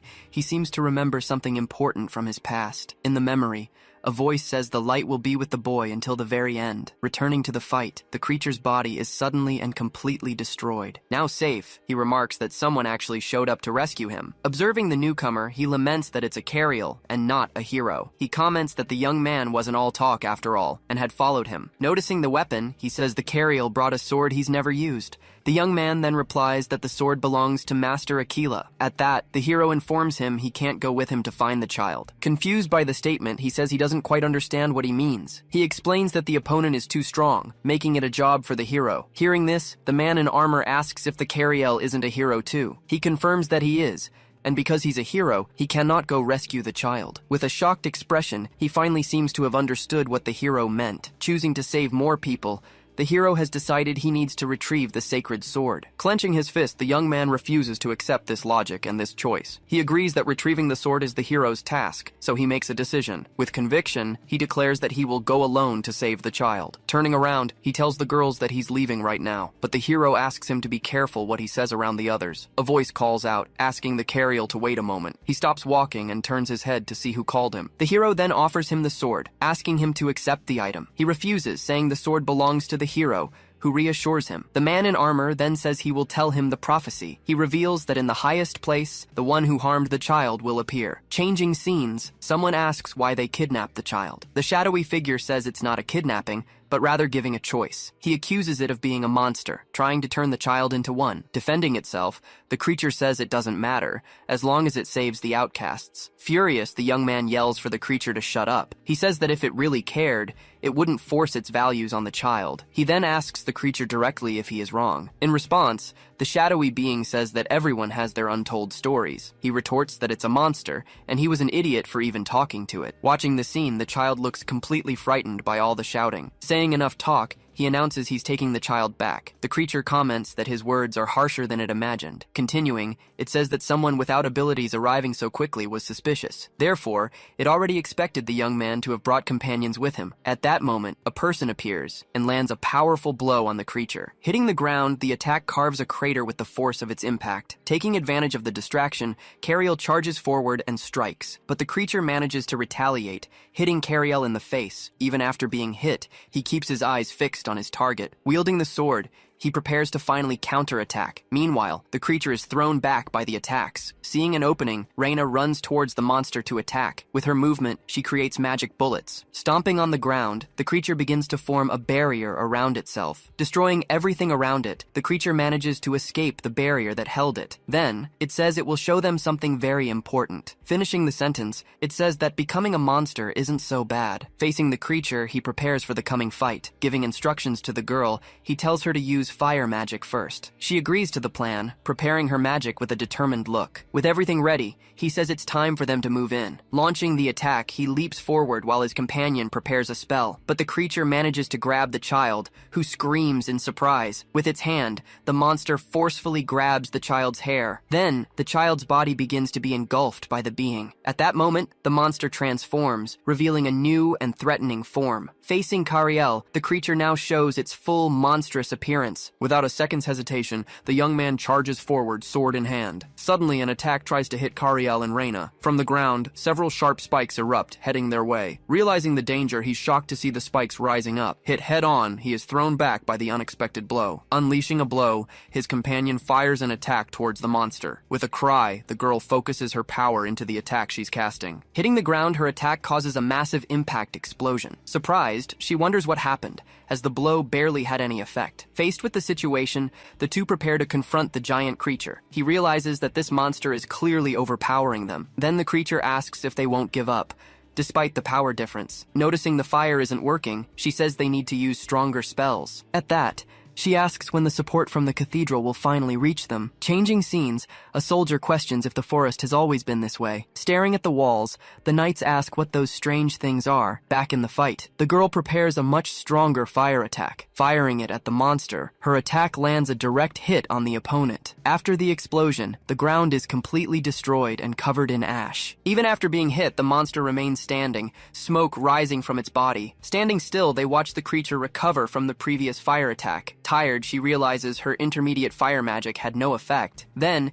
he notices the plants on the monster are resilient camellia flowers. With its high regeneration, he understands they'll need a new method. Looking at the enemy, she seems to be catching her breath for the next attack. He then asks her to use her most powerful spell, even if it takes time. Holding an object, he tells her not to worry about the time. Wielding his sword, he guarantees he'll hold out for as long as she needs. The monster says the two are impressive, and that it's never been called impatient. Saying it's tired of this, the creature simply tells them both to die. Attacking with full force, several spikes shoot from the ground towards the young man. He tries to defend himself from the blows coming from all directions. Despite his efforts, one of the blows manages to land a direct hit on his body. His face tense, he endures the pain of the blow so as not to retreat. While he holds on, she prepares her strongest spell behind him. Realizing she is the key, the creature decides to focus its next attack. With that, a powerful blow is launched towards the girl who is casting. Hitting the target dead on, the blow strikes the girl with full force. Completely engulfed by the attack, she is captured by the monster's technique. But he quickly rushes forward to try and stop the enemy's attack from succeeding. Gripping his sword firmly, he prepares his defensive move. Stepping in front,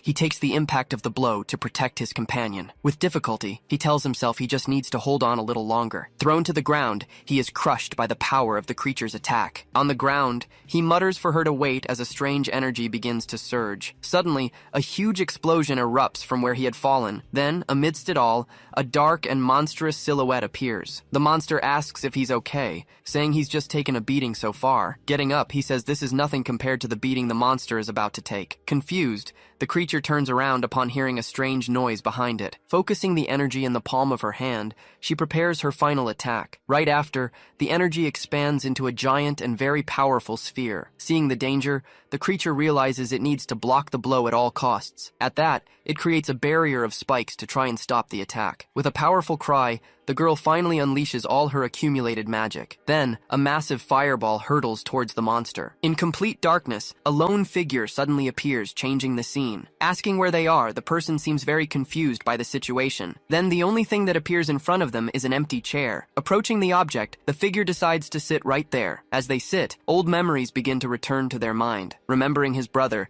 he says he always came to watch his performances. He continues, saying he would hear an enchanting song that guided him. Following that voice, he was led down a completely unknown path. Arriving at the place, he would see the beautiful appearance of his twin brother. These descriptions, however, never suited him, only his brother. Impressed by the talent, all he could say was wow. Living a poor life, his family was very ordinary and simple. But everything changed when his brother stepped on stage for the first time. His school life became noisy, with everyone talking about his family. In his memories, his brother was just an innocent, dreamy child. Peeking through the door, he overhears an incredible opportunity from a nobleman. Kneeling, his mother asks her son to do well so they can become nobles. Impressed by the news, he thinks his brother is truly amazing, but in comparison, he ends up feeling pathetic for having no talents. After hearing the conversation, he couldn't treat his brother the same way anymore. Looking for something to wear, he finds an outfit he's never seen before and decides to try it on. He admires the outfit, wondering why it was stored separately. Remembering his birthday, he imagines it could be a surprise gift. But his mother appears, screaming about why he's wearing his brother's clothes. Her face filled with rage, she keeps yelling at him non-stop. Cowering completely, he can only apologize to his mother over and over. As she walks away,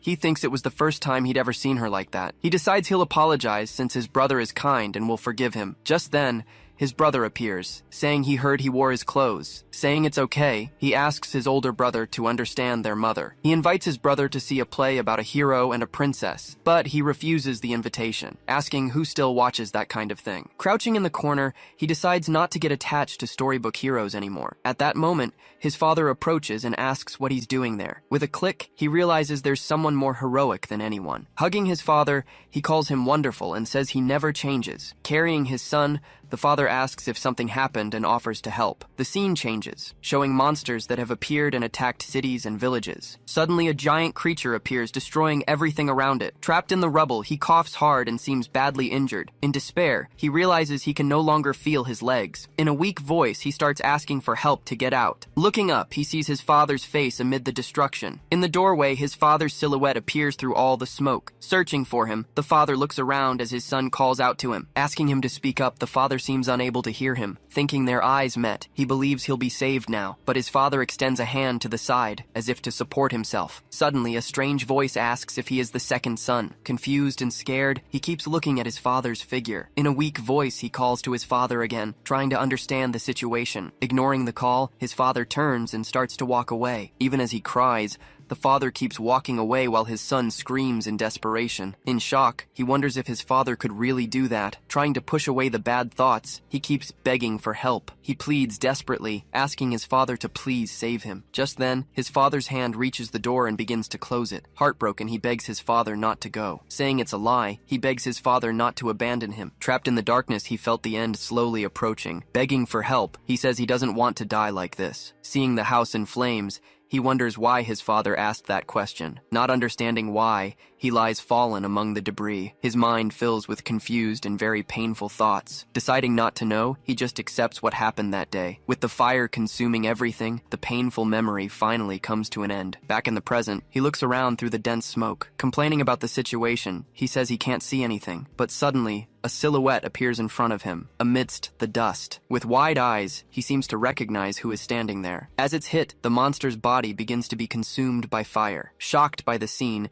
he just watches the result of his partner's strike. Looking at the monster, he realizes the long battle is finally over. With its body on fire, the creature disintegrates in the explosion. But in his mind, he still remembers his father's face from that day. He recalls his desperate plea for his father not to abandon him. He remembers begging for help to survive amidst the flames. Someone says it would be a waste to just pass by and do nothing. In a weak voice, he keeps pleading for someone to save him. A shadowy figure invites him to come along, holding out a hand. Back in the present, he holds the unconscious girl in his arms. He decides to take her to the cathedral, also remembering the kidnapped child. But suddenly, a strange creature rises from the ashes of the defeated monster. With an agonizing sound, the creature begins to regenerate amidst the flames. Noticing the regeneration, he's shocked that the monster wasn't defeated. As the fire burns, the monster's body regenerates endlessly. In a weak voice, the child inside the monster begs for help, saying it hurts a lot. She keeps crying for help from within the flames. The creature's body writhes as the regeneration continues to work. With a scream of pain,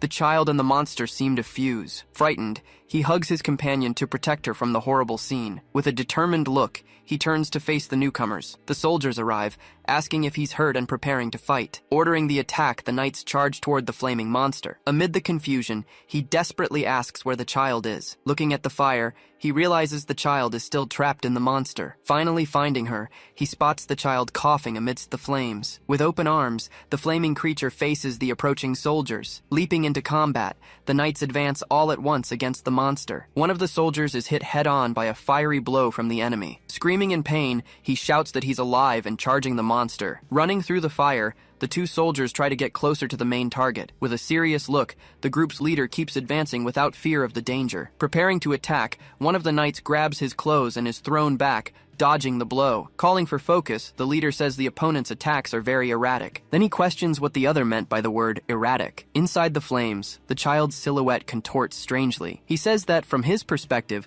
The creature just seems to be writhing in pain. Just then, a high-speed attack rushes toward all the knights. The monster's body begins to transform, creating several sharp spikes. Even in flames, the creature continues to move and transform rapidly. Watching the fight, a newcomer says the attacks are having no effect. Meanwhile, the creature keeps attacking with blows that shatter the ground. As the building collapses, a soldier desperately yells for everyone to fall back. The leader then orders an evacuation, saying it's too dangerous to stay there. Even with a soldier mentioning the child, the leader insists on retreating. Hearing the argument, he understands the soldiers are going to retreat for now. Called to leave, he says he made a promise and won't back down. Confused, the child wonders what the hell happened in that place. Watching the fire, she is completely shocked by the terrible sight. She realizes it's her fault, that all of this happened because of her. Coughing hard, she seems to be suffering a lot from all the smoke. She regrets that in her condition, she can't get any closer to help. Then she thinks that maybe someone else could do something instead. But when she looks to the side, she sees there's no one else left. This situation reminds her of when she was also abandoned in the past. With this memory, she says she was now sure of one thing. She explains that she did everything to prevent others from being abandoned like she was. Seeing the result of her actions, she wonders why it all ended like this. In complete despair, she screams, wanting to know the real reason. Remembering her past, she blames herself, calling herself useless and abandoned. Then she says that this wasn't what she wanted to happen. Asking the child for forgiveness,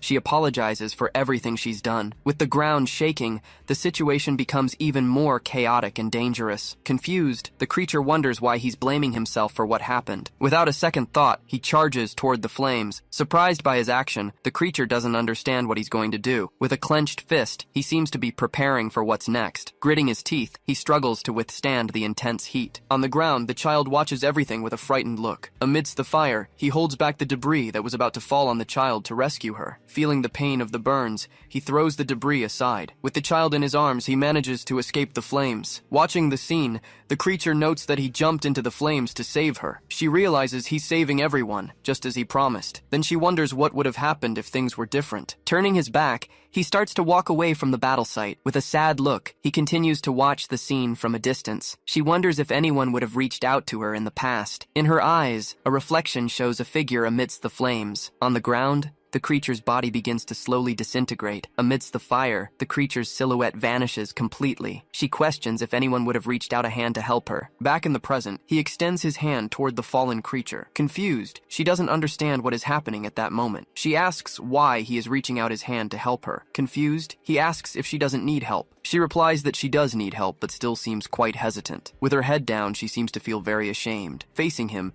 she begins to open up about her feelings. She says she has no talents and was always compared to her brother. Sitting on the floor, she says she is just a useless burden. Crouching down, he says he listened to her story from beginning to end. Surprised, she questions him about all the reasons she gave for not being helped. Ignoring her words, his hand remains extended toward her. With a smile, he says that needing help is reason enough. Speechless, she just stares at the young man for a long, tense moment. She asks if what she said doesn't matter, and he says it doesn't. With her head down, she finally thanks him for the help he offered. Then she says that heroes like that only existed in her fairy tales. Holding his hand, she now believes that a real hero exists. Back in the present, he breathes with difficulty, holding his sword. Completely exhausted, he's still panting after the long battle. A narration explains that he believed monsters were the only obstacles. Shocked by what he hears, he asks what she just said. The child thanks him for saving her as her body fades away. The other person also thanks him, calling him a hero before vanishing. After the battle, the sword falls and sticks into the dirt ground. Remembering the past, he recalls his mother telling him not to help others. In his memories, he hears people screaming in fear about a monster. Then, someone asks the girl if she is a man-eating monster. Watching from a corner, he sees the girl being mistreated by everyone. Then his mother tells him to stop looking and ignore the situation. She insists, telling him not to get involved under any circumstances. Finishing her sentence, she says that someone else will surely help the girl. Though hesitant, he agrees with his mother and starts to walk away. Before leaving,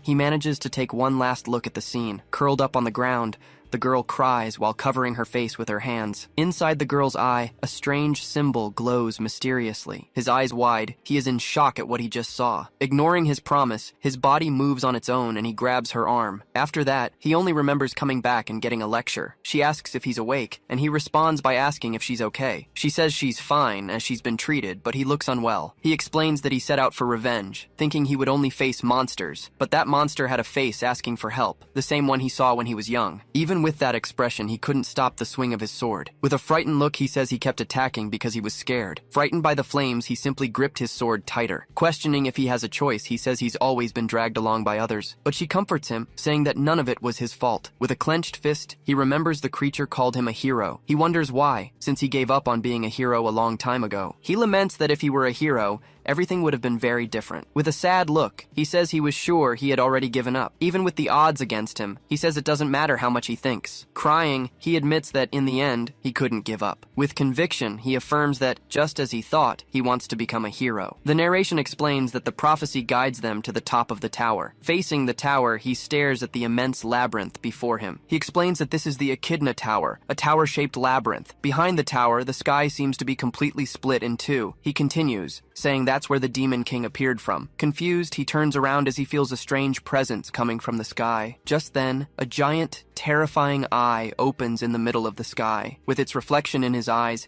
he stares at the creature in shock. Clutching his head in pain, he screams as the girl asks what's wrong. Frightened, he wonders what terrifying gaze that was he just felt. He says he felt eye contact with something from beyond the demon realm, but as they try to enter, a guard orders them to stop immediately. The guard warns that entry is not allowed without government authorization. Then she says they are companions of the hero Yahello and asks for entry. Suspicious of their story, the guard tells them to stop joking and leave. Explaining about the chaos with the trolls, he insists they leave at once. At that, the girl offers to help, saying they can also join the battle. The guard scoffs at her, but a new voice speaks up in her defense. Angry at the interruption, the guard turns to see who spoke. Recognizing the group, he is startled to see it's the party of the heroine Asura. Then, the newcomer comments that they seem to be a hero's party, just like them. Realizing something important, one of the guards starts to ask a question, but she interrupts him, saying that what he's thinking is correct. With a serious look, she reveals that the heroine Asura is here. The scene shifts to a mountain, where a pillar of light shines brightly on the horizon. At its peak, a torn flag bearing a symbol flutters in the wind. Nearby, a monstrous creature roars, displaying all its fury and power. Preparing for battle, two trolls assemble, ready for combat. Seeing the enemies approach, a soldier orders the cavalry to advance at once. Stepping firmly onto the ground, a mysterious warrior arrives to join the battle. With his back to the group, he orders the archers to fire on his signal, but he raises his hands, asking everyone to wait and fall back for a moment. Wielding his weapon, he prepares to face the threat alone. Alone before the horde, he faces all the trolls surrounding him. Telling them not to underestimate him, he warns that the monster will regret it. He then leaps into the midst of the enemy group to begin his attack. With swift and precise strikes, he takes on all the monsters at once. After the massacre, he stands amidst the bodies of the defeated enemies. Showing his blade, he says that's for underestimating him. With an imposing expression, he says it's now their turn to look up. Confused, the soldiers wonder what suddenly happened to the trolls. The narration introduces him as the hero Asura, disciple of the previous hero. He inherited the sacred sword and, true to his title, loves to fight. Furthermore, his skills rank among the top 3 of all heroes. He wonders if he should be relieved or nervous with someone like that here. Seeing the other group, the girl comments that those are the people from before. Calling his companion, he prepares to give her the next instruction. He then tells her they should follow the group that helped them. With the battle over, the area is covered in thick dust. Following the group, they arrive at a camp filled with soldiers. He asks if this is the barracks for the soldiers who will enter the labyrinth. Spotting the girl from before, he points her out to his companion. Approaching, he thanks her for helping them get into the camp. She apologizes for what happened, saying it wasn't just her opinion. Introducing himself, the archer says it's nice to meet them and asks about the young man. He explains that he helped because he couldn't ignore it, as he has a younger brother. She wonders if he doesn't resemble the apprentice warrior they saw earlier. With a serious look, he says he feels an affinity for the guide profession. He says it's because his brother was gravely injured and came back from the dead. Recalling their conversation, his brother says he's alive thanks to someone. He continues, saying he wants to find this person to express his gratitude. His sister also says she was saved by this mysterious and kind person. With a smile, she says she learned a lot about the guide profession, but her brother says it's not worth looking for this person. The archer says he'll repay them one day if they ever happen to meet. The girl jokes that the sketch looks just like the young man. Embarrassed, he says he'd like to meet this sincere person. Seeing the scene, the group leader comments that they're still talking. She invites them to eat while they talk, before they leave for the labyrinth. With a warning, she says she can't guarantee the food will taste good. Celebrating the offer, the two shout happily that they'll eat and thank her. In a snow-covered village, one of the young men was waiting, sitting outside. Explaining the situation, they ask to accompany Yahello to his destination. Agreeing to travel together, he questions their skills due to their youth. He explains that he's an apprentice, but says his friend is very reliable. Continuing the conversation, he reveals they are childhood friends of the hero Asania. Questioning the decision, she asks why Yahello would take beginners as companions. Joking, Cariel says that maybe he has the qualities of a hero, but he's serious. The scene changes, and an explanation of the flow of ki in the body is shown. Being the internal circulation type, Cariel's Kai flows inward. Next, they show the external circulation type, with energy flowing out from the hand. There is also the conversion type, which makes energy rotate around the body. This classification of people ends up having a great impact on their future professions. As an example, Cariel faces an adventurer in unarmed combat. Seeing the scene, his friend thinks his victory is impossible since he's an apprentice. But the result is clear, with Cariel standing over his defeated opponent. Shocked by the outcome, she asks how that could have happened. Moving on to a new example, Cariel faces an adventurer with a different weapon. Confident, she says the answer is obvious, and that Cariel will win easily. Contrary to her expectation, the victory goes to the adventurer, who takes Cariel down. Seeing the defeat, she laments that the result wasn't what she expected. Then her companion prepares to explain the reason for this result. Revealing the reason, he explains that the physical difference between them isn't large. The key point is that Cariel's constitution prevents him from using Kai in weapons, but infusing ki into a weapon isn't what decides a fight's outcome. By connecting one's ki to a tool, it becomes stronger and sharper with use. This happens because the equipment gains the characteristics of a living organism. Because of his constitution, he had to give up on being a warrior. Fighting with simple equipment, he would have trouble facing some monsters. Without the right equipment, facing stronger creatures would be even more dangerous. But by using Kai-infused weapons, the required level for combat becomes much lower. Saying he can explain better, he leaves the rest of the topic for another time. Interrupting the conversation, a guard announces they are now entering the labyrinth. Worried about the cold, one of them asks if their clothes are adequate. Rummaging through a wooden box, he asks what size they wear. Thanking him for the help, Cariel says he can look for a suitable outfit himself. From a distance, the girl watches the two young men as they search through the box. While eating, the other young man offers her the leftover side dishes. Turning to him, she tells him to get it himself if he still wants to eat. Observing her reaction, he seems to ponder the danger the girl represents. The scene changes and he finds a knight and greets him. Asked about the adventure, he says it's still the same difficulty as always. Looking at the youths, the knight asks if they are new traveling companions. Wearing a new coat, he asks her how it looks and says he got one. Commenting on their age, the knight suggests it might be better to stop them. Replying to his friend, he says he can't do anything about it now. Wishing him good luck, the knight says they are already calling him to go ahead. Remembering a look of self-blame, he clenches his fist in front of his face. Affirming he can't show that again, he seems to make an important decision. With everyone gathered, the group leader asks if they are ready to leave. Giving the order to everyone, the knight says they will finally move forward. Leading the group, he walks toward the gate of the Great Labyrinth. Showing everyone's footsteps, the group begins the long journey ahead of them. Crossing the snowy mountains, they follow the path toward their destination. Passing through the troll cave, the group finally reaches the place they were looking for. Impressed by the height,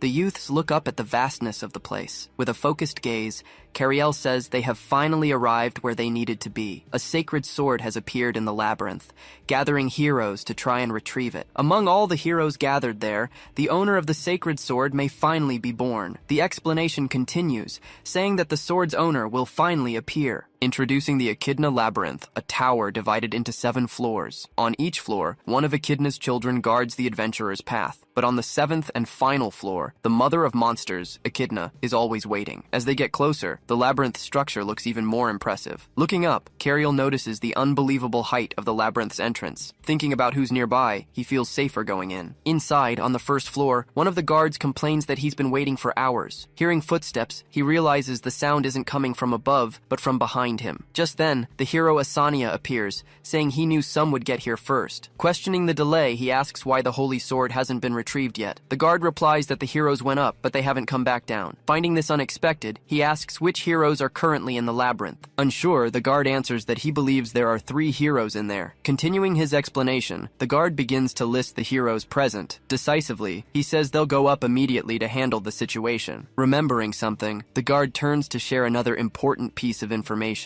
Surprised, he asks if it's true, and the guard confirms the unexpected arrival. Walking down the hall, Cariel and his friend listen carefully to the conversation. Asking them to wait, one of the young men approaches and stops Cariel in the hallway. Explaining Explaining what he overheard, he says that the hero, Aquila, isn't in the labyrinth. Without proof, he warns that a troublesome guest seems to have arrived. With a serious warning, he says that all the good times are over for them. Thinking about the situation, he realizes the sword he borrowed is also missing. He recalls a memory of Aquila saying he could retrieve his sword at any time. Trying to resolve the situation, the girl asks for a moment to explain. Saying she can prove it, she asks for the sword, but then questions why he's laughing. Explaining his reaction, he apologizes and tells them not to cause any trouble. Bothered by his attitude, she says he's treating them like children. Apologizing, he suggests they all introduce themselves to get to know each other better. Introducing himself as Inez, he extends his hand, and she says her name is Cinnamon. With his hand outstretched, he waits for the young man in front to shake it. Staring at the hand, Cariel doesn't react for a moment. Hesitating for an instant, he seems to consider whether he should accept the handshake. Finally, shaking his hand, he accepts the gesture and prepares to introduce himself. Introducing himself,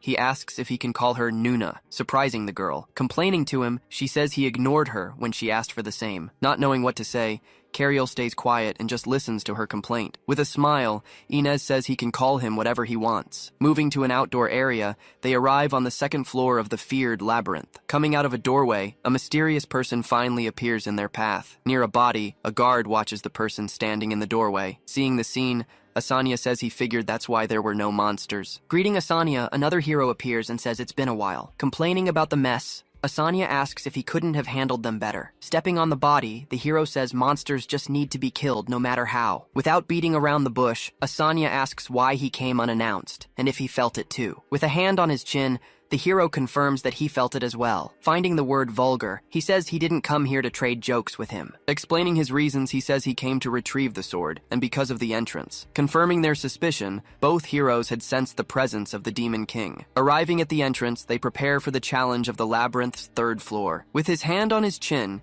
he seems to be thinking about something important. Seeing the 3 doors, Cariel asks why there are so many on this floor. The 3 doors connect to 3 towers and summon a one-headed Cerberus. To beat the challenge, they must stop the 3 from joining together again. Hearing the explanation, he thinks the floor's mechanic sounds pretty fun. Curious, she wonders what they're talking about so intently. Suggesting a plan, Asanya says it's best if they split up now. While one goes right, the other says he'll take the left door. With one door left, Inez says the rest of the group should go through it. Thinking about their progress, he believes they'll reach the 7th floor faster this way. Continuing on their path, their steps lead them into the next room. There, they find a door, bracing themselves for what's to come. Behind the door, a monstrous creature emerges from the shadows and stares them down. Walking down the hall, he asks if they know why Asanya became a hero. Cariel says it's probably not the story he's expecting, but he's curious to hear it. Beginning the story, he says the 3 of them were born in the same village and are the same age. In a childhood flashback, he recounts that he liked to talk and Cinnamon liked to play. Meanwhile, Asanya just rested all the time, which surprised everyone. Being talented at everything, Asanya lost interest in things very quickly. Refusing to play,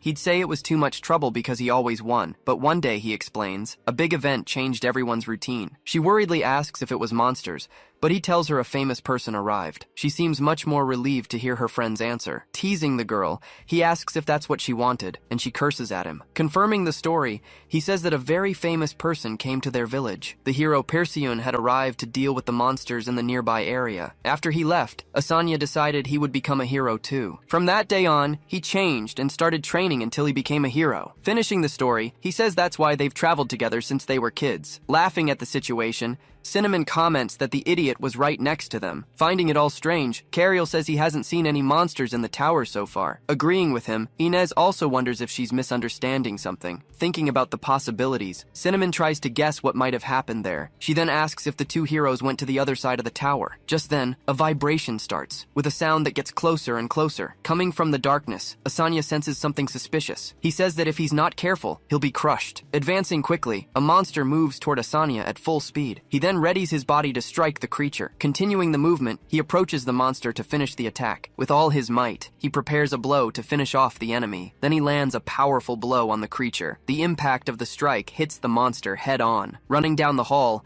another monster approaches quickly. Facing the Cerberus, he braces for the coming fight. Moving at high speed, he lands a powerful blow squarely on the monster before him. Spinning his body in the air, he prepares another one of his strikes. He then hits the monster with another devastating blow. Seeing the blow didn't kill it, he realizes the enemy's resilience. Reacting to the attack, the creature lunges at him with its mouth open. Preparing for the pounce, he focuses to avoid being hit. Caught in its mouth, the hero already knows what to do against the monster. Asking if it wants 3 heads, he stares the Cerberus in the eyes. With a smile, he says he'll give the monster exactly what it wants. At that, the monster's eye widens, realizing the great danger it's in. Ripping its mouth apart with force, he makes the creature scream in pain from his blow. Torn in half, the creature is defeated by the masked hero's strike. As its body dissolves, the Cerberus is finally defeated by Asania. Disintegrating completely, the monster vanishes, leaving the path clear. After the battle, Asania looks very tired from the intense combat. Catching his breath, he turns around and seems to remember something. Walking down the hall, he hears the sound of the Cerberus, which is still alive. Approaching the monster, he notices the creature is still moving. Seeing it was still breathing, he moves in to finish the job for good. On the other side of the hall, the group waits for the 2 heroes to return. Worried, Inez asks what happened on the other side of the hall. Replying, the young man says they haven't come back yet, which worries him. Stopping him from going,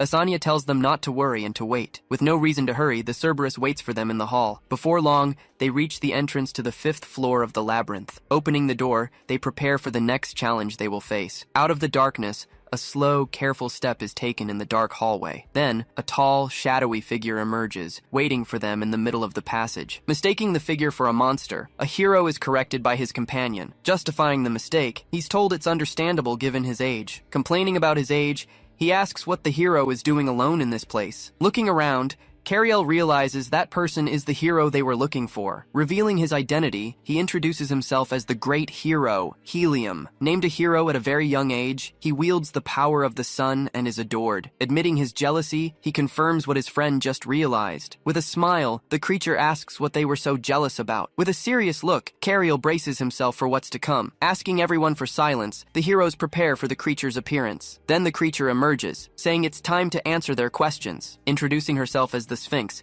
she comments on the large group that has gathered. Warning them beforehand, she says that wisdom is more important than sharp blades. Pointing to the circle, she orders whoever will answer to stand in the center. Questioning the condition, he asks what happens if they don't solve the riddles. Appearing with a flash of light, a huge sword points directly at the ground. Grabbing the weapon, the hero prepares to destroy everything in a single blow. Screaming in desperation, one of the guards begs him to wait a moment. Warning that force won't work, he tries to stop the hero. Questioning who ignored her power, she turns to the group of adventurers. Saying that one of them knows their place, she feels spared from trouble. With a smile, she offers to explain and tells them to look around. Revealing the structure, she explains that the labyrinth is constantly changing. Being the only one who knows, she says she can provide the correct answer. Declaring herself supreme, she demands that everyone show her proper respect. Questioning her arrogance, he asks if she can be as high as the sun. Answering the challenge, she says that even the sun now shines upon her. Interrupting the conversation, one of the heroes asks Helium to stop. Saying it's useless to talk, she offers to guide them all herself. Pointing at the group, she orders the man who stopped that girl to step forward. Remembering the young man,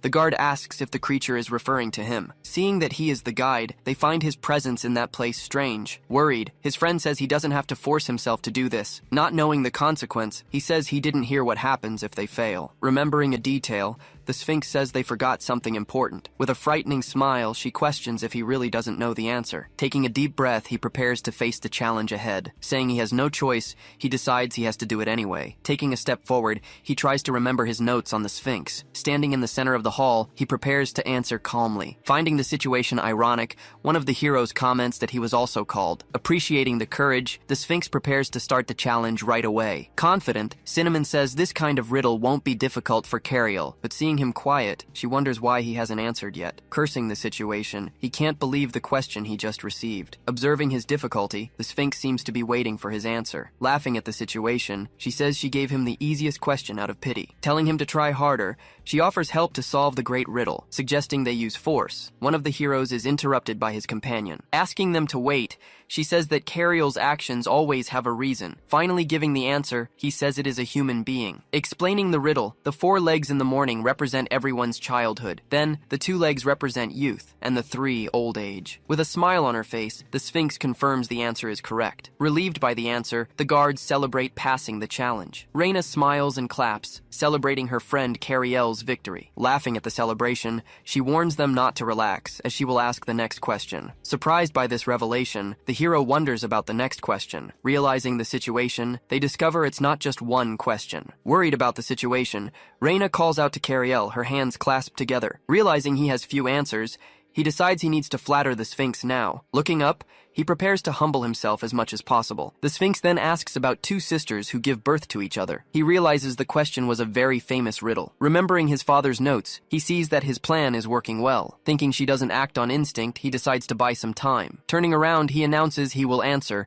saying the answer is day and night. She confirms the answer is correct, but comments on his respectful demeanor. He then says one can learn even from different species. At this, she asks if that's what he really meant. Pointing at him, she praises his way with words. His face twists in anger at what she said. She quickly says it was a misunderstanding, explaining what she meant. He clenches his teeth, trying not to show he was offended. Keeping his cool, he replies that he'll take her words into consideration. She seems to agree, commenting that he really is different from the others. Then she talks about the loneliness of those at the top. He then hears that, despite his words, she sensed an intention behind them. Surprised, he wonders if he's been found out or if she has some kind of ability. She then says that words are inherently wrapped in a packaging. Next, she asks if they should open this so-called packaging. Saying it's wrong to just see the answer, she warns that she will discover his true meaning. He completely agrees, thinking that luckily they're on the same wavelength. Seated, she announces the third and final question, telling him to do his best. Then comes a riddle about something that revives the dead and lasts a lifetime. He realizes the Sphinx's questions are like senseless riddles. Analyzing the riddle, he wonders if reviving the dead is literal or a metaphor. Concluding that it's impossible,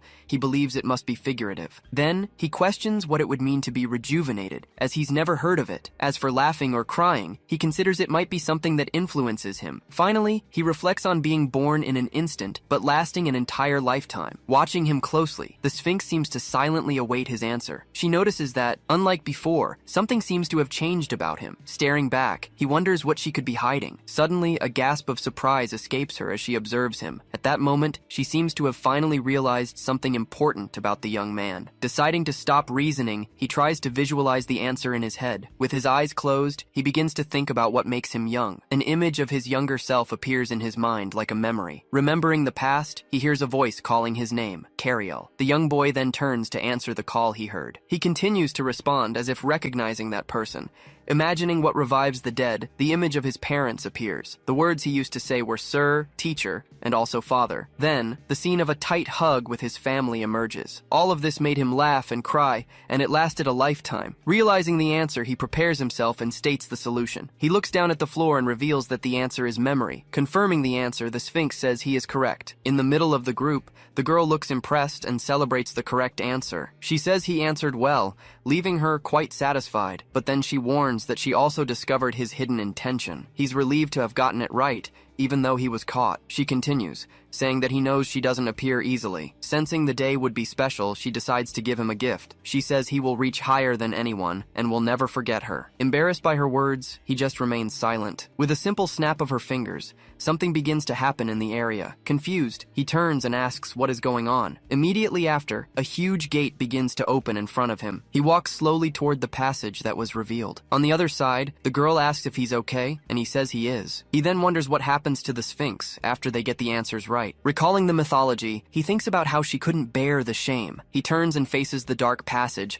looking a bit thoughtful. Moving forward, he enters the path without looking back. He descends the stairs, leading the way for the rest of the group. Deciding not to think about what was said, he follows the new path. He looks around, questioning if this structure might be some kind of shortcut. Reaching the bottom of the stairs, he realizes they are now on the 7th floor. He then wonders who might be there in case someone arrived first. Scene changes. A man on the 7th floor feels a strong vibration. He then asks his companion if he knows what's happening. His partner replies that someone managed to solve the Sphinx's riddles. Walking through the passage, he keeps his eyes focused on the path ahead. He stops suddenly, faced with an unexpected sight. Turning his head, he's visibly shocked by what he's just found. He takes another step forward, continuing down the dark passage. Noticing he stopped, the girl looks back with a confused expression.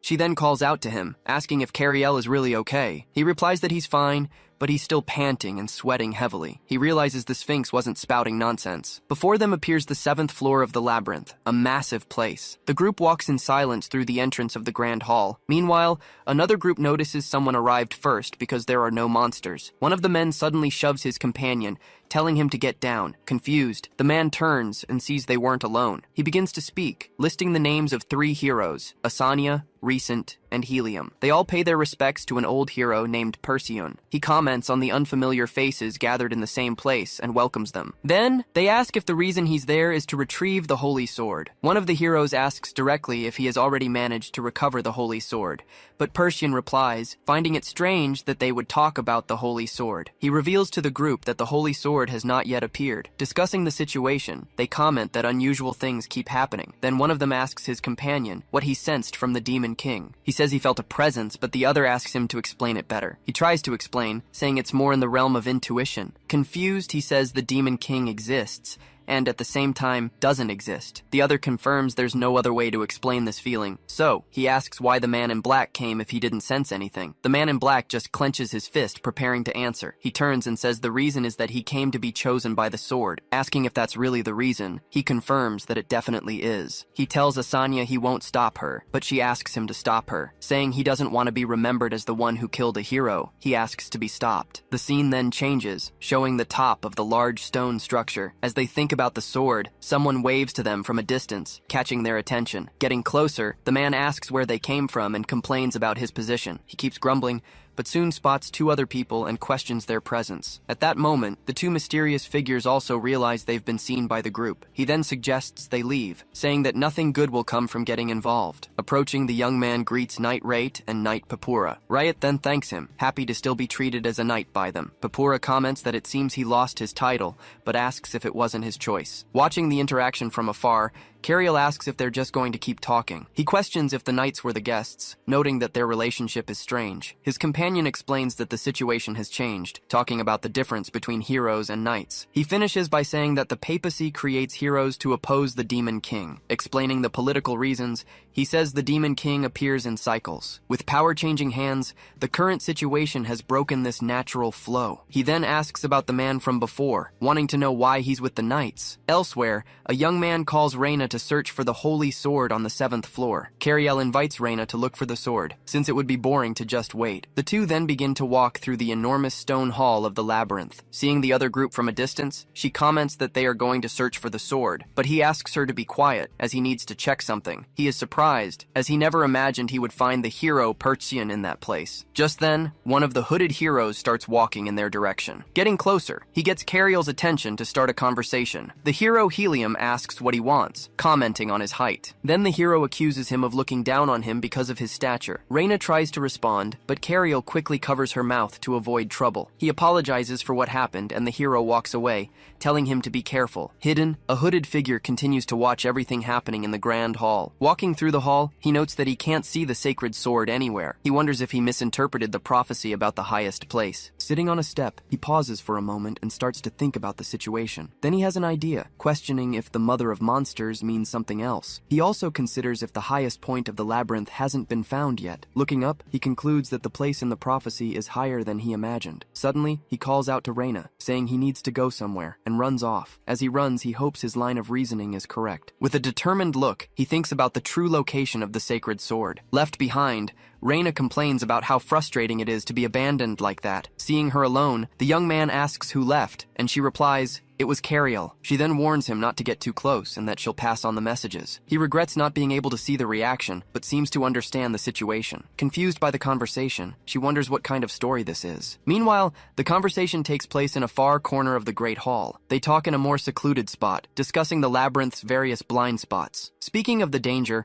one of them comments on encountering an enemy in the labyrinth. Approaching them, one of the heroes asks them to stop with the strange atmosphere. Then the young man in blue asks the older one how the knights are doing these days. This man with a mustache, named Eldrick, observes the situation carefully. He had a reason for talking, wanting to find out the knight's purpose there. Trying to understand the situation, he gets irritated by the young knight's unsatisfactory answers. After a moment's thought, he concludes that they came because of suspicion. Regarding the Demon King and the sword, He remembers the papacy insists it knows nothing. Then he considers the rumors that the second demon king never really appeared. This theory says it was all a fabrication, and the knights came to confirm it. Another of his ideas is the old rivalry between the heroes and the knights. He thinks that getting the sword first would be a great advantage for the knights. But in the end, he questions it, doubting it's possible with just 2 knights. He keeps thinking it would be more rational to claim the rights to the sword together. Tired of questioning himself, he falls silent, prompting the young man to ask if he's listening. Deciding to go back to the beginning, he asks directly why the knights came here. The young man replies that they simply came to help recover the sacred sword. He then finds it strange that such young knights would come on their own. Revealing it was an order from the king, he says they are also quite confused about the situation. With a serious look, he says they didn't come just to help. The knight then asks what he means and if he's suspecting the royal government. Turning around, he replies that if it's about suspicion, they have a lot to say too. He says the demon king is influential, but all that's known about him comes from reports. Furthermore, the papacy insists it knows nothing about the current situation. So the knight suggests that if the prophecy can be false, the omens can be too. He confesses to hearing rumors that it was all to idolize the hero Perseun. But as he was about to continue speaking,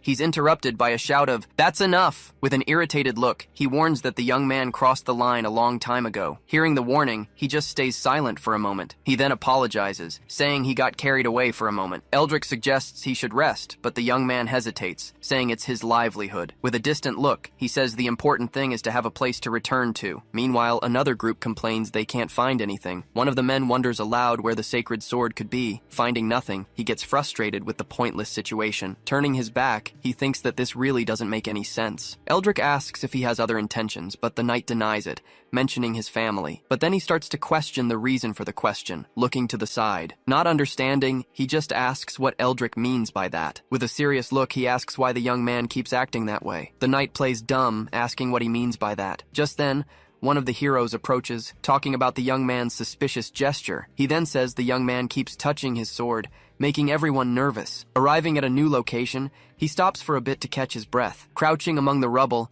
he finds a path leading up. It was a dark passage with a staircase leading to the exit. Looking to the side, he confirms there's also an exit there. Taking a step forward, he feels his prediction is becoming more and more correct. Arriving outside, he finds himself in an open, windy place. With no structures nearby, he shields his face from the strong wind. Determined to continue, he moves forward, walking across the rocky terrain. Stopping for a moment, he wonders if the holy sword truly exists. He remembers the prophecy, thinking that perhaps the interpretation was wrong all along. Then he questions if the mother of monsters was the presence that spawns the demon kings. Unsure, he feels his heart race with a hope he can't control. If his theory was correct, he would finally know the item's true location. He then walks toward a huge concentration of energy right in front of him. That was the place where gazes met, meaning destiny was there. With wide eyes, he realizes in shock that his goal is finally right there. Before him, a long path of light appears, leading to a distant figure. At the end of the path, he finally finds the legendary and gigantic holy sword. Gazing in awe at the sword,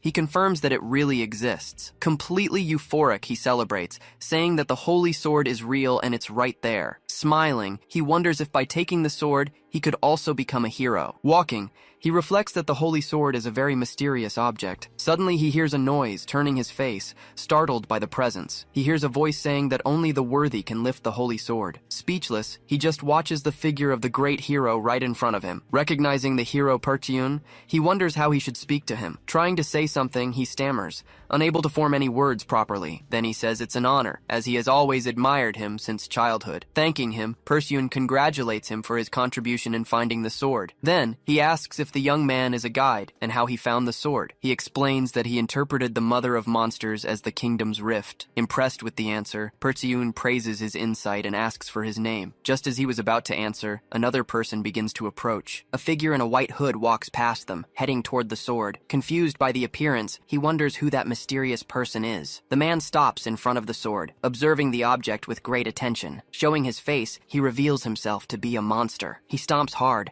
planting his feet firmly on the ground. The hooded figure charges forward at high speed. He protects himself, surprised by the sudden movement. Continuing to spin, the figure moves forward without stopping its advance. Watching the scene, he stands firm against the strong pressure. His gaze remains fixed on the figure moving quickly in front of him. Passing by him, the hero Perseun is struck by the hooded monster's blow. With a shocked face, he wonders what just happened. Perseun stops the blow as if it were nothing, but the hooded monster seems to feel something. A large amount of energy is released. With that, a huge blow is fired, destroying everything in its path. At the same instant, the monster continues to attack. Grabbing the monster's arm, he prepares to counterattack. He then says he thought he had already experienced everything life had to offer, but he adds that this situation is something completely new to him. With a closed fist, a large amount of dark energy forms around him. Saying that Persian is also changing, he advances for direct combat. In a swift move, the two figures clash with a powerful blow. Changing scenes, a knight says he has searched the entire floor for the master. His partner replies that he went up, taking a higher path. Asanya then decides that they should also go up to the next floor. Starting to walk, the group prepares to follow the indicated path. They walk together across the rocky terrain toward the upper floor. Suddenly, he stops and stares at something he saw up ahead. Surprised, he finds the hero Helium and asks if he was there. Seeing that the hero doesn't answer, he asks again about the master's whereabouts. Annoyed by the silence, he starts to ask where the hero is looking. Staring intently, Asanya realizes something is wrong with the hero. The hooded creature stands still after trading blows with Pertsiun. High above, a large and strange shape moves slowly in the sky. That shape then begins to solidify, revealing a giant creature. Before them, Pertsiun is completely wounded. Being pulled by the force, the group of heroes and knights watches the scene. Frightened, seeing his master, the knight calls out to him, not understanding what is happening. Slowly, the hero Persiun's body begins to fall. He then falls lifeless to the ground. From within the hole, his eyes seem surprised by what he saw before dying. The hero Helium watches in shock, saying that this can't be true. In disbelief, he says that what he's seeing can't be real. His partner says he is seeing it too, confirming the sight is real. Asanya lunges forward, aiming for the figure in the white hood. The figure then reveals its face, completely covered in darkness. With sword in hand, a knight prepares for combat. The knight says that if Aquila wants to live, he'd better convince him now. Then, he charges at the knight, ready to strike a blow. Watching the scene, one of the knights wonders what that is. Confused, he asks out loud what is happening there. People begin to question who the hooded figure is. He tells everyone not to panic, reminding them they are in the labyrinth. Then he tells them to go to the lower floors and report what happened. The knight stares at the young man, saying he is making everyone uneasy. Not understanding, the young knight tries to explain himself, but is interrupted. With an annoyed look, he says the young man continues the gesture. Thinking he understood the situation, he turns to the young knight. He then declares that, following the code, he will fight with only his body. With a quick movement, he gets into position to begin the fight. The young knight is surprised by the man's unexpected declaration. He then lunges forward, landing a direct blow to the young man's face. The man defends himself from the attack, blocking the blow with his arm. The two back away, keeping a safe distance from each other. Thinking of retreating, the young knight tries to increase the distance between them. In a swift move, the man advances and lands a precise blow. He defends with his sword, but is thrown back by the force of the blow. He then uses the momentum to leap away, distancing himself from his opponent. The man questions him, asking why he doesn't declare his approach. He then replies that he never planned on telling him from the start. Suddenly, the man is severely wounded in the neck. Shocked by the scene, he wonders what is happening to him. Feeling a sharp pain, the man wonders what that is in his body. The young knight taunts him, saying he isn't even recognized as one. Gritting his teeth, he regrets that the situation has gotten out of control. He then says that he's actually the one who should be asking the questions. Questioning the man's strength, he asks how he is still so strong. Worried, he thinks this is no time for such questions. Gritting his teeth, he tries to endure the pain he's feeling in his body. With a serious look, he realizes the situation is getting worse and worse. He then wonders how he's going to fix all of this by himself. Turning his head, he watches the scene unfold right in front of him. He just remains silent, not knowing what to do in that situation. Tired, he sighs and runs a hand over his face, trying to think of something. Then, he starts walking toward the man. He says he holds no grudge, but it was just bad luck to run into him. With a serious look, he stares at him, as if he wants to say something. He then says he can see what the young man is trying to do. Laughing at the situation, he says the knight is embarrassing himself. In a swift move, the knight charges forward and attacks with his sword. He then grabs his opponent's hand and attacks him with his own weapon. His body wounded, the man screams in pain from the blow. The young knight drags him. With one last effort, he prepares to wound him. Holding the man firmly, the knight doesn't let go of his grip for anything. Running together, they slide across the ground at high speed toward the edge. Reaching the edge, the man ends up being thrown off the cliff.